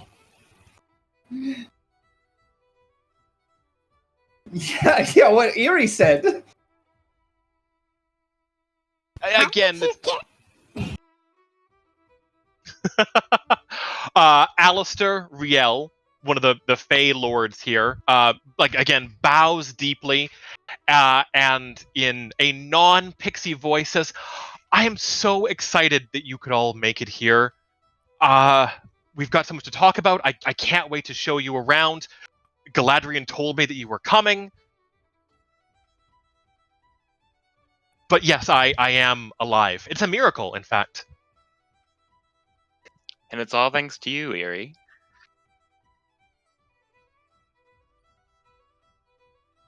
I look at Eerie. You do something. I don't know. I was a statue. Did we not accidentally leave him inside a vault? I kind of whisper this to the rest of the group. He doesn't seem to hear you. Go with it. I guess we'll find out what happened. I was really broken up about that because he didn't come along for the teleportation, but we don't know he necessarily got left behind. We just know he didn't come with us. Twisted and messed up in Jarvis' magic. There's no telling what happened. I feel honesty might be the best course here, though. Well, sure. He also might not know. There's a half dozen pixies that flutter up holding like a long unrolled piece of parchment, and he like strokes his chin momentarily and then takes a quill and strikes one off the list and says, no dragonborn on Rios, unacceptable, and they flutter off with it. I'm dying here because I'm like vaguely remembering details, but I can't remember the exact circumstances. Because I remember we were holding him and we were teleported away. What? But someone remind me what was happening in that session. I bet you're cutting out slightly. It was as vague as you remember. So we picked him up and held him and held Eerie, and the ritual for us to get teleported happened from Javi. But because Javi had only set it up for us and the number of us, he didn't come with us. So when we got teleported, he was just gone. What? Right. Where were we? When did this happen again? I remember the vault when we were robbing the casino. Oh. Yeah. He was going to get eaten. After we beat Korax, we teleported out, right? So. Yeah. Right. So we thought he was dead. Yeah.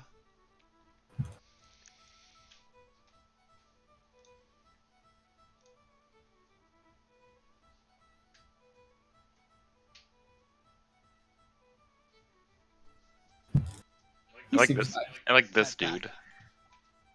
But you all sort of stand just like jaws agape in wonderment of the city for just the briefest of moments, trying to just get your bearings. There's a couple of Mandragora to the north of you who, like, their tentacles whip back and forth as like pixies jump between them like a complex series of jump rope. Place is so... Yeah. Noticing you guys whispering behind me about him, he said something about a circle, a very conveniently placed circle. Conveniently placed circle? It let him escape? Wouldn't have been our doing. It might have been a rip in, like, the fabric whenever we left. I don't know how Javi's magic works. Does that sound plausible to me? I'm not entirely sure Javi knows how Javi's magic works. Wait, would I know how it works? You sure do.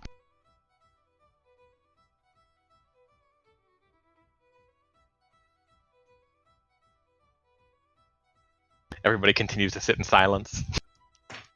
We thought we were getting an explanation. Oh no, he didn't offer one. He just sort of waved and said, "It's so great to see you. Can't wait to show you around."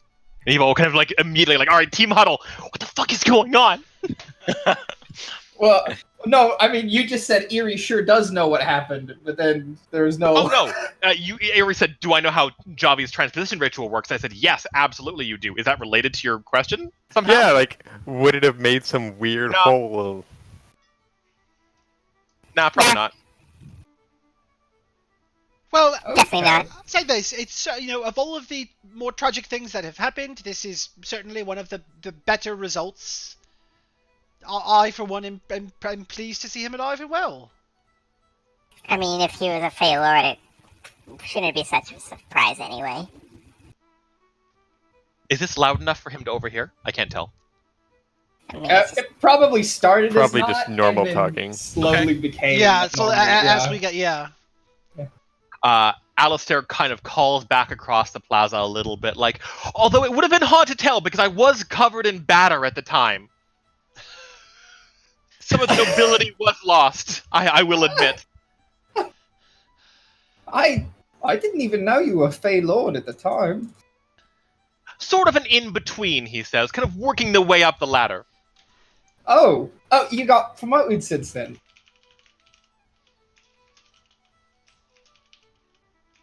He says, "You seem confused, Eerie, but I did want to say thank you again for saving my life.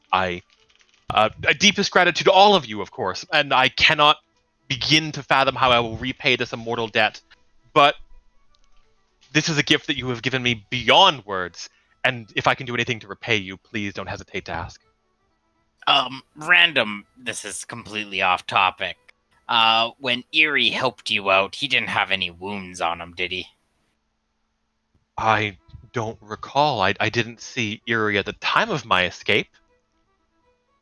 Okay, just checking.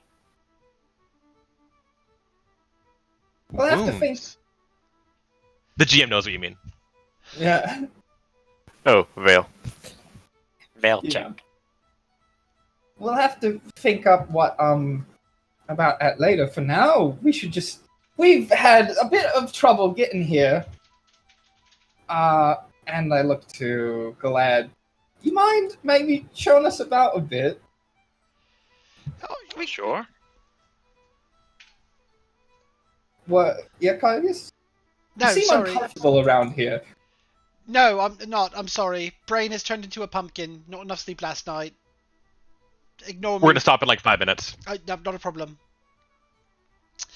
Yeah, I suppose finding our way around would probably be a place to start. I mean, do we know where we're supposed to go here even?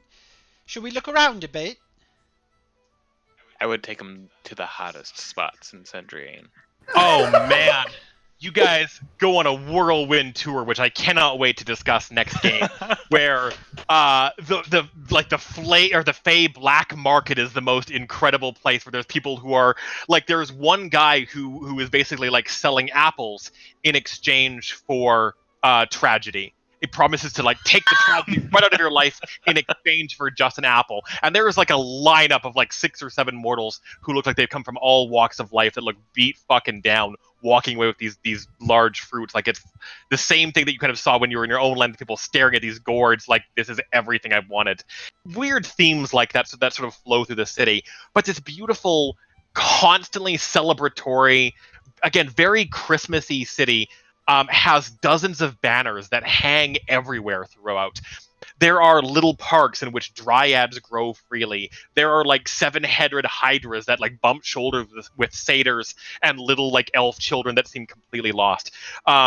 There are like there'll be like an Aladdin who is being carried through the city on, what's the name of those things that's like carried on the shoulders of people that has a chair on the top? Palanquin? Starts with P. Palanquin, yeah, an L lord being carried to the streets by like a dozen elven slaves who Warren next to them, just like he looks like an old fat out of shape weird guy. Because all of the elves in this city are chiseled, brutal looking warriors. They're all, you know, old enough to be like just like a year or two older than Warren. Some of them are old enough to like be your dad, Warren, but they all look like intense and stern, and you have no doubt that in like the moment, these would be a greater foe than anything you guys have faced thus far if it ever came down to it. They look like you think back to your own military in your budding town of Dokasur, and you're like, oof, yeah, we got the one guy whose name is Leon. He's got suspenders, but you look at the dozen perfectly regimented elven soldiers. It's tough to compare them. We've got a little ways to go. Little ways to go. Little ways. But predominantly, predominantly the city is brilliant, and the most important thing that you get, other than like the multicolored rainbow serpents that Warren you like remember from some distant memory when you were a kid fighting in the opera house, and like little like lightning clouds and stuff that you kind of remember from the same thing, you very strongly remember that a lot of these fey creatures you've sort of seen in like distant thoughts before. But this city seems to be a melting pot of all of them, where there are tapestries and flags from dozens of different houses, and they have clearly come for a singular purpose. And in the center of the city are 2 enormous, massive towers. You think they're towers because they're hard to describe, because they don't really build directly up. A lot of them become like horizontal after a fashion, where it's almost like somebody had like a Lego kit to build a balcony and just bought 50 of these kits and just kind of kept stacking balconies on top of one another endlessly in random directions until it became vaguely tower shaped. And there is residuum in the air as this dust just it's nothing. It's in the streets, it's in the air, to the point that the only reason that you're not like down on your knees scooping stuff up to put this residuum in your pouches is because some of you have like a modicum of dignity yet, and even that remains to be seen. Huh. But it fills the streets, and it just drifts endlessly off the sort of the crystal street lights here. And eventually you sort of realize that what Galadriel is sort of touring you around is that there are 2 towers in this city, very Tolkien-esque. One of them is the current residence place of the Summer Court, and one of them is the abode of the Queen of Air and Darkness, and who is of the Unseelie, the Winter Court. and they have come here together to meet. Oh, that's a big deal. That's a pretty big deal. A very big deal.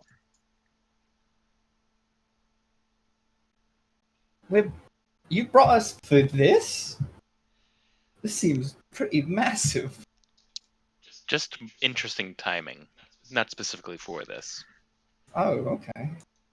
So, but I find it difficult. I've a challenging time with coincidence when it comes to fairy queens. The Moira requested our presence, Galadriel. She sure did. This is. I mean, Well- look around you. You see the gift you've given her. Oh, this whole... This entire This- city. This entire city didn't exist before Docius Or. It did not. How are we directly responsible for this? What you founders are building on the other side, the potential for it is massive. And this is the shockwave that was produced on our side. I've always been told, ever since I started learning about magic plane, what happens in our realm reflects into the other, but I never thought I'd see something so... Warren, have you heard if it goes the other way, like changes that happen here affect our realm? Yes, kind of. It kind of loops into itself. Have you ever noticed back in our place how the sun never kind of really sets at the right time? Yeah, Yeah, that's from here. that's right. That's what it more affects. The times that the sun rises and sets and the seasons is more affected by what happens. That affects our realm. But to think though, I mean, right now, what we've built or what we're building in no way resembles this. The absolute potential of what is happening on the prime material plane, reflecting in this manner in the Feywild, is astounding. That's pretty usual for us.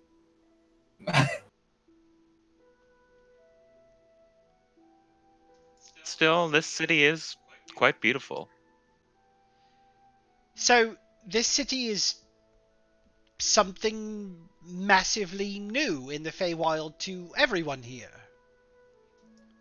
Yeah. But again, Kylie, you have to remember, time flows differently here. Oh, believe me, I know. Yes, I think we all know. My apologies. Uh-huh. But my point still stands, however, right? The fact is that what may be new to us could have been an eternity for the folks here.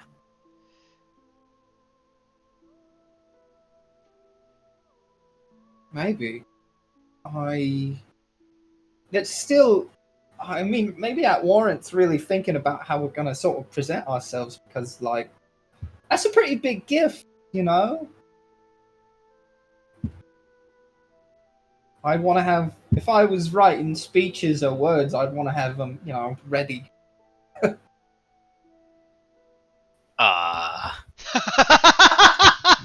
Everyone turns to face Morgaine. Put on your helmet. I'm sure they'd love it. Can't we just have a nice talk? I think that's what we're going to have.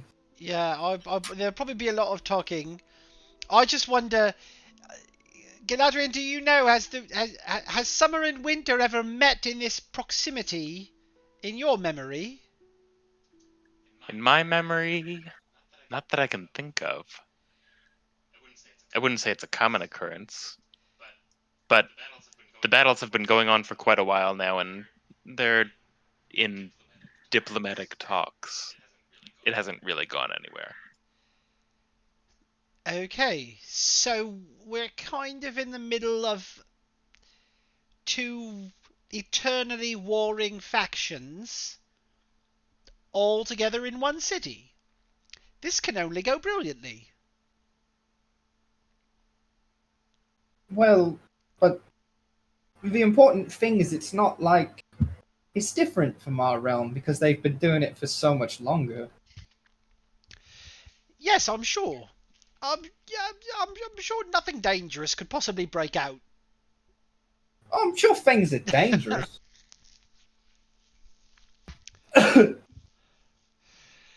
Well then, I mean, is this our destination, Galadriel? This tower right here? Aye. I suppose you should lead the way then, unless somebody has something else to look at. There's plenty I'd love to look at in this city, as long as assuming we're not kicked out of it. You know, I'm worried about how long we've been here, so the sightseeing might be minimized if we could just Yeah, go. keep in mind we don't know how much time has passed in the real, Well, yeah. our realm, and Let's- our kingdom is kind of without its 6 main folks. Well, Let's 5. Well, 5, sorry. Less sightseeing and more like. There's a couple of things I think from this place that could really help us if we have time to look into them. I just don't know. The Fae would tell you that you're being ridiculous in a place where time doesn't matter at all and cannot be tracked and cannot be judged is the time that you're worrying about it the most. Yeah, actually, from what I understand, is it the sense of purposelessness that leads to time passing differently? Yeah. Yeah. So if we got drunk and wandered around not doing anything, that's when we're really at risk. But if we walked with a meaning to what we're doing, that's better. You guys had spent 3 days here and it was non-stop adventure and it took like 10 seconds in the real world. But you've also now spent 2 weeks in perfect silence trapped in a puzzle, and who knows what ramifications that will have. Yeah. There's a question of how much purpose was left there. So Just I staring. suppose in keeping with that mentality, onward we go.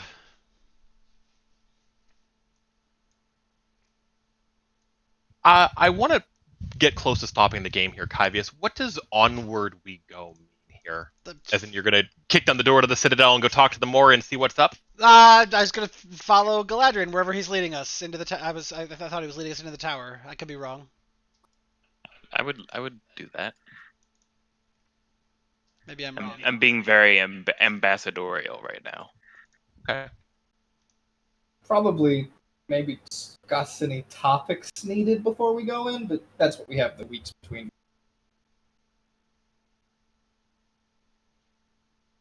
So I think it's a good spot to leave the game here then, if that's okay. We'll end a little bit early tonight because as you guys all step up to the gates of the Cendrien Citadel, where it's very quiet and very empty, and you can sort of see there's the second Citadel only a couple blocks away that is darker and covered with frost, not like sort of the beautiful summery colors that this place reminds you of, where it's lavenders and purples and blues and pinks and reminds you of just of a warm place of growth. And even like the ground appears that like it has grown in complex patterns and not been like done by hand. This whole place feels very grown. There is sort of a sinking feeling in your gut, Kyvius, because even though you've never been here before, your eye catches out over to the horizon. For the very first time, you're able to sort of see past the two towers and see what lays beyond the city. And what you see there is familiar in a way that you cannot remember.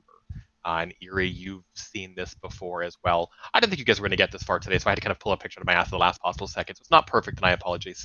But on the horizon is an enormous black pit that you cannot tell if it is a bubbling pool of tar or if it is almost like a black hole on the horizon, because it sort of consumes both. And you can see that this is sort of the point where the Feywild ends and something else and something new is beyond.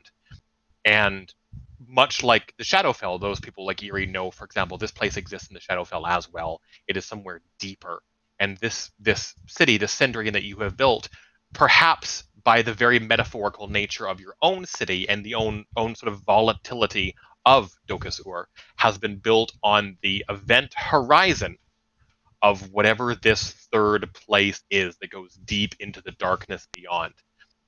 And Kyvius, this is something that sort of like triggers a childhood memory. And you do remember walking into that at some point in time when you were just a young lad lost in the Feywild. No city here, but you could not forget that gate. And it is this large, deep purple sphere that reminds you intently of an eye.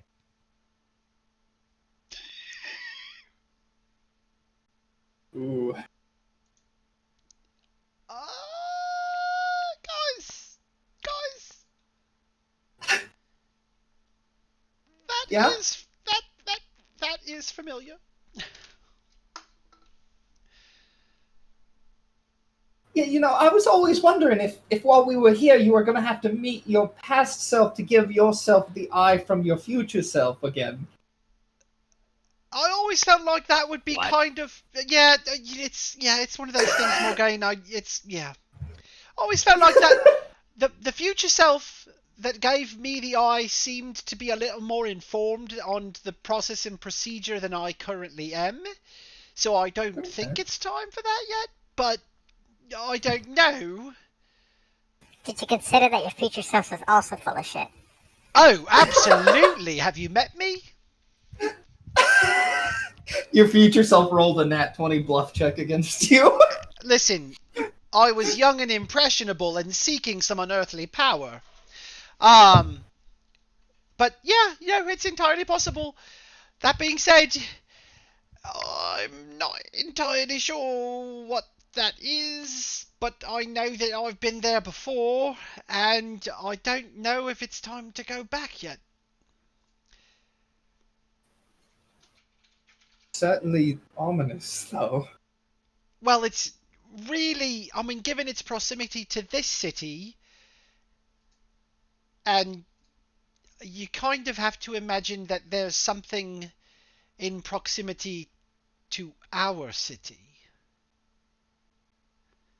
Whether that's metaphorical or something even physical. Well, if it was metaphorical, it could be the car just outside our borders. You're also on the edge of an island, aren't you? Oh yeah, the howl. The edge of a place no one's ever seen. We could walk over the side of the cliff right off into the ocean.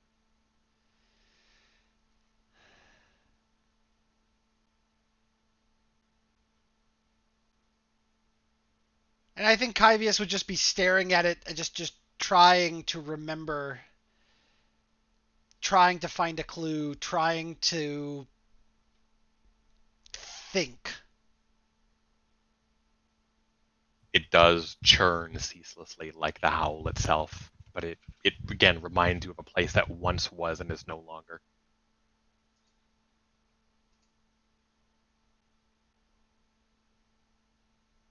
I don't know, guys. I just don't know. I feel like we have to find out.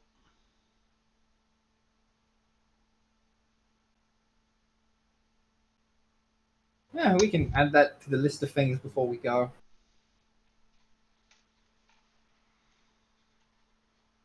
Is there anything else people want to do before we call it a game session?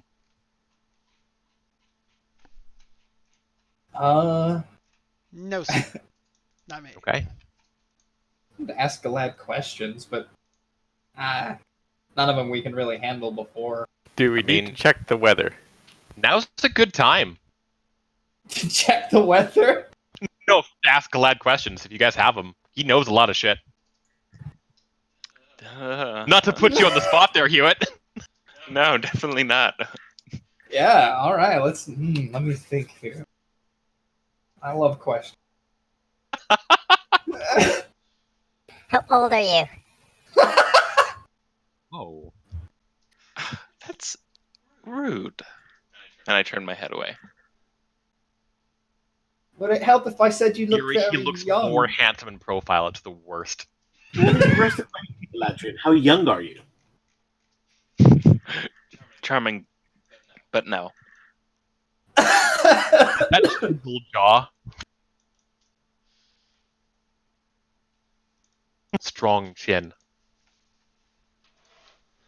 You seem uh interested in Handsome, our... brilliant, brave, glorious. Well, sure. Is none of the above an answer? You seem to know an awful lot about us.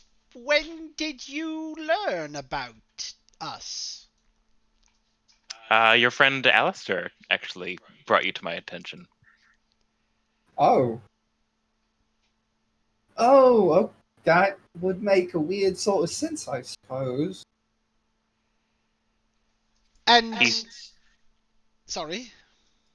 He said Pixie was adventuring with some mortals around the material plane and getting into all sorts of mischief, and I got a little curious and started following along.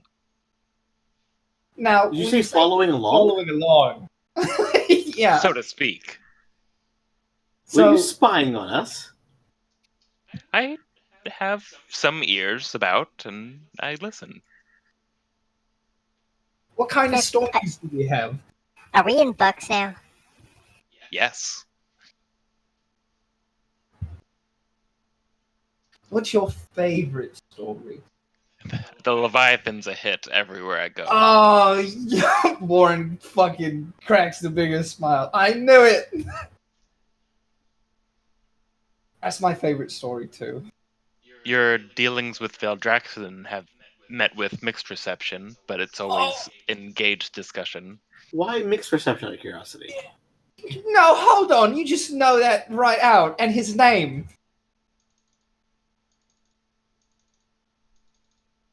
You know how hard that was for me to learn? Well, you are an Elven. That's... Oh! Shots fired. I'm not very I'm sorry, like... that was rude. I'm not very like Elvin, though. I'm sure... Did you see me standing next to those hulking monstrosities? Yeah, I he's knew I very weak. Yeah. He did absorb a rainbow, though. That was impressive.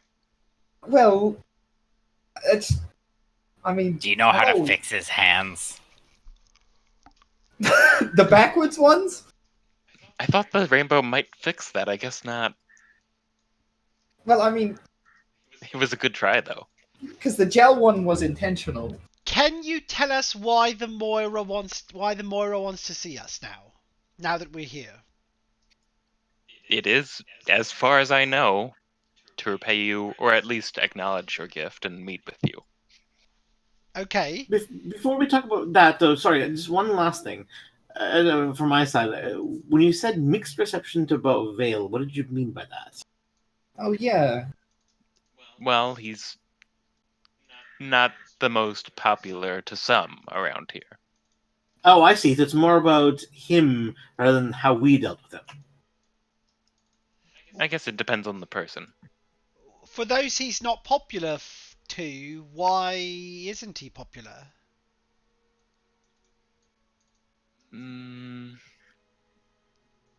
That might be a better question for someone above my station.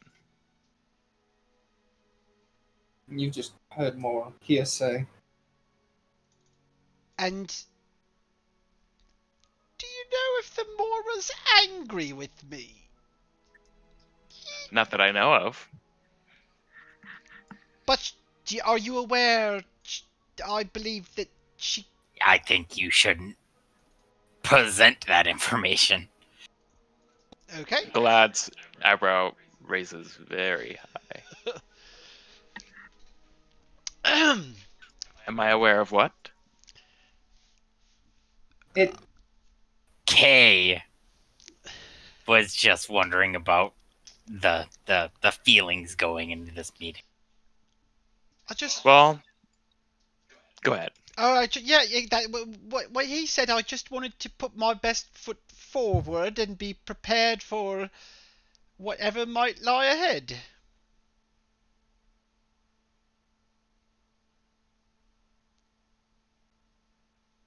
Speaking of which, what is your station anyway? Me? Yeah. I wanted to say really quickly that, like, in addition to us hearing Hugh's voice, like, perk up a little bit, like, oh, my station, I wanted to that was 100% in character as well. I got to see your reflection, whatever influence you had in the Fae, reflected into our realm whenever I was trying to teach some of my newer recruits. So I feel like you have some sort of importance to have had that much impact. And he strikes a really valiant pose. Around here, I'm called the Lord Captain of the moment when a plan comes together. That is a very specific title. Yes, very, very specific. The Queen is a fan of specific concepts. But So- Warren, you interrupted my very important question. Sorry. About the feelings going into this meeting.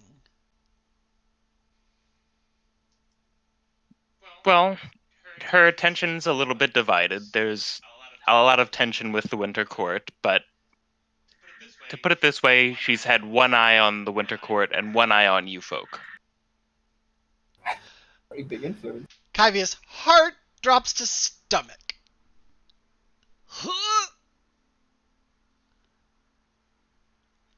Now, I'm sorry, Warren, ask your questions.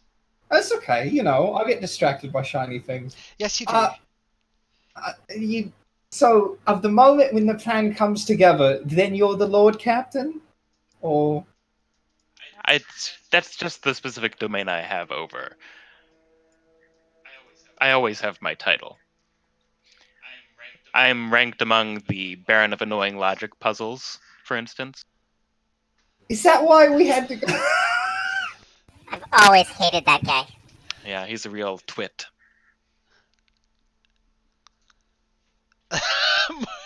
I feel personally attacked.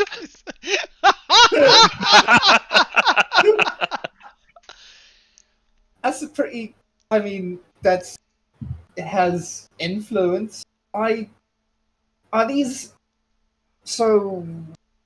I imagine dress isn't too different between realms, and yours is very clearly militaristic. Does it have something to do with that? You can dress as you please.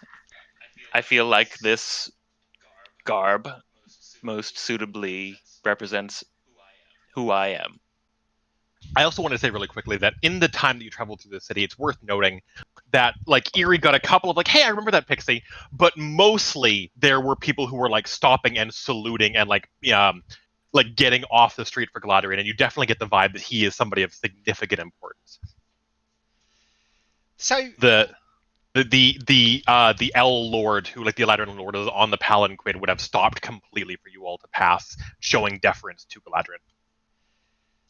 And Galad would have been like, oh, stop. So you said the Lord Captain of when the moment the moment the plan comes together. Is that correct? Mostly correct. Okay. Is that a military title? Sure.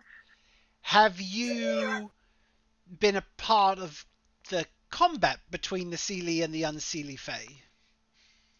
I have, and it's dragged on so long. It's really gotten stale lately. I was about to say, in our tales of whenever we went that we don't remember and we went on with the hunt, you sound just sort of bored of most things happening around here. Quite. Wait. All these questions I'm asking you, do we now owe you a gigantic debt? Oh, Sykar, you're so keen.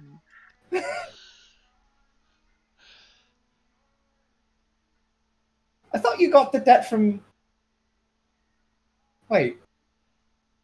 No, that's right. That makes sense. It's too late to stop now. Does that mean... You all definitely feel like a bit of like a weird skin tingly as soon as you sort of ask this question and the knowledge sinks in. It's good Except for practice. Morgan. It's good practice for the future, knowing that these sort of questions can get us in trouble. Oh, you guys have been racking up debt with me since before we even stepped into the Feywild. Which thing racked it up then? You asked questions then too, didn't you? But they were not directed towards you, or... It's gonna be hard for me not to ask questions. It's like my whole thing. Don't worry too much, though, Warren. I mean, I think our friend is forgetting how we balanced the scales by saving him from that monstrosity in the forest. As I recall, building the city. As I recall, that was the proper introduction for hunters, as Warren said. Yeah, that's right. Remember, I Fucking Warren, shut your goddamn mouth! Does that mean I could do the opposite? If I'd have said that was a horrible introduction, things would have been very different. Yes, I would have been forever in your debt. These games are weird. I can't change it now, though. It's too late. I won't do anything weird. Relax. So we're the spice in your life, then. I kind of get it. That's what these guys... Yeah? Absolutely. You've been fascinating to watch.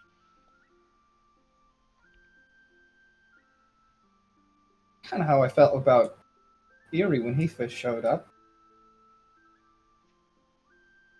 Alright, this is going to be a question, but be warned, I will judge you for it. What is your favorite food?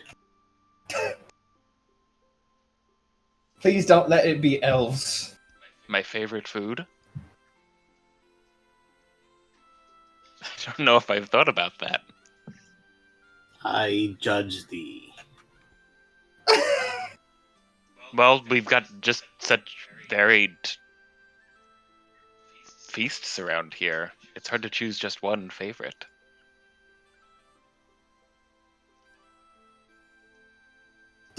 Can I get back to you on that? Circle back. You're currently out of pocket. We'll take that offline. Right. Does the debt stop accruing when we leave the Feywild? No. Oh, that's no fair. You can never ask... Does that mean every time I've asked Eerie a question since I've known him, I've been in debt to him? Do you want to see the list?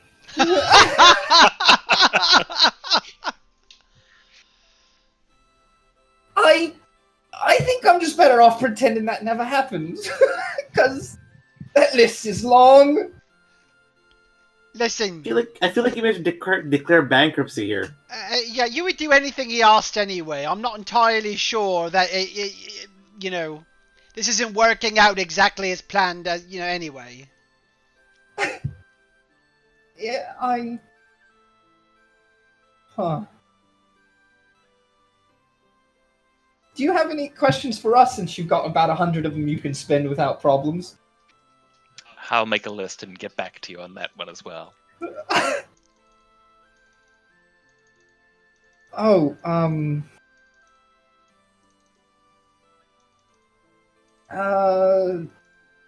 This one's a weird one. How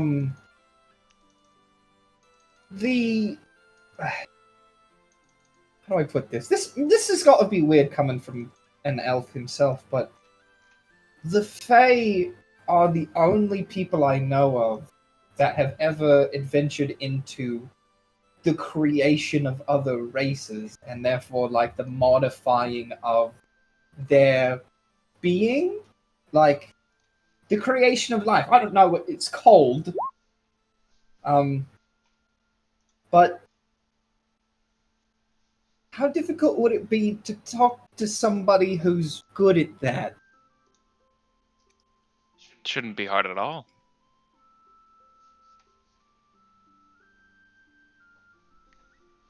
To answer that question a little bit on Gladern's behalf, because this city is so new, it doesn't really have the facilities necessary to like whisk Warren away and like perform modifications or to build a new elf, one of the Elven. But certainly somewhere like the summer court, the summer city of Mithrandain itself would be entirely different. You know, somewhere where it is like the summer and spring seasons all year round, where Corlon himself walks the streets of the city, where Sayanine Moonbow again blesses her people in the it's just the city that never sleeps. And this is a far cry from that place, but surely there are people here who have the knowledge, if perhaps not the tools at hand. I mean, I'm not as interested in having myself fixed, though I'd certainly like to understand how these powers get into me and stay there. That's a big mystery I've never known. I just know how to do it. But, what were you gonna say something? I agree. I find it very fascinating the way you implement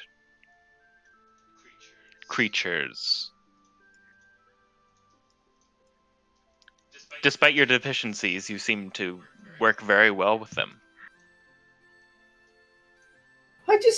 I've always had this feeling in the back of my head that if I met somebody who made the race, they'd consider it sort of an insult.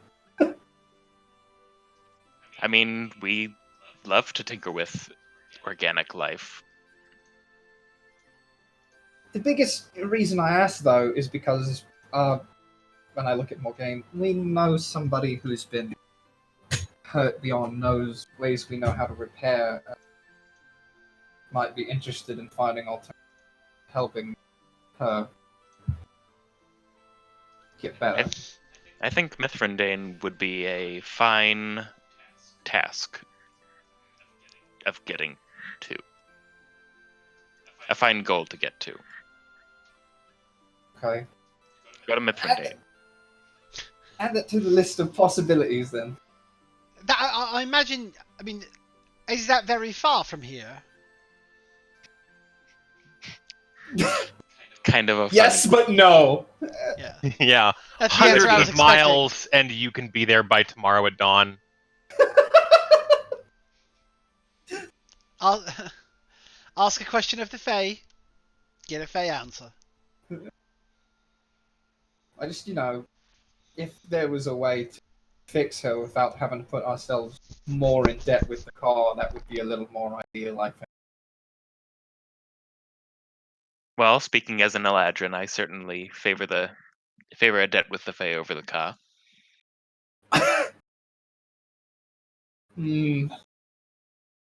Morgaine, what do you think?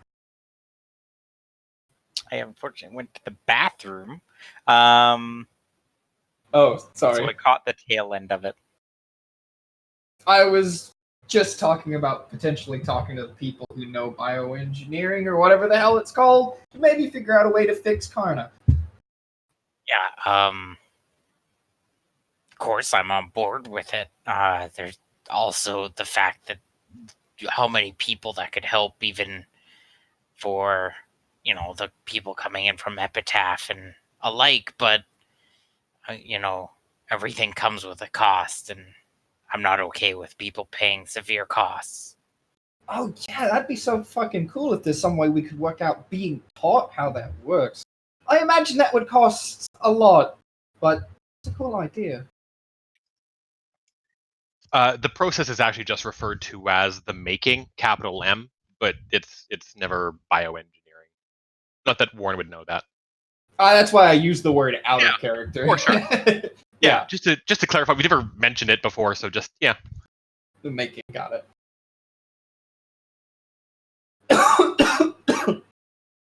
Okay. I'm sure I'll think of more things later, but there you go. Imagine how much trouble I would have got in with other Fae for asking all that. You're welcome.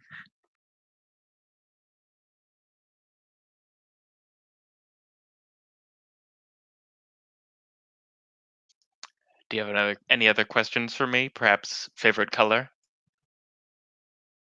It's blue. I have a million questions. My brain is a potato. I can't think of one.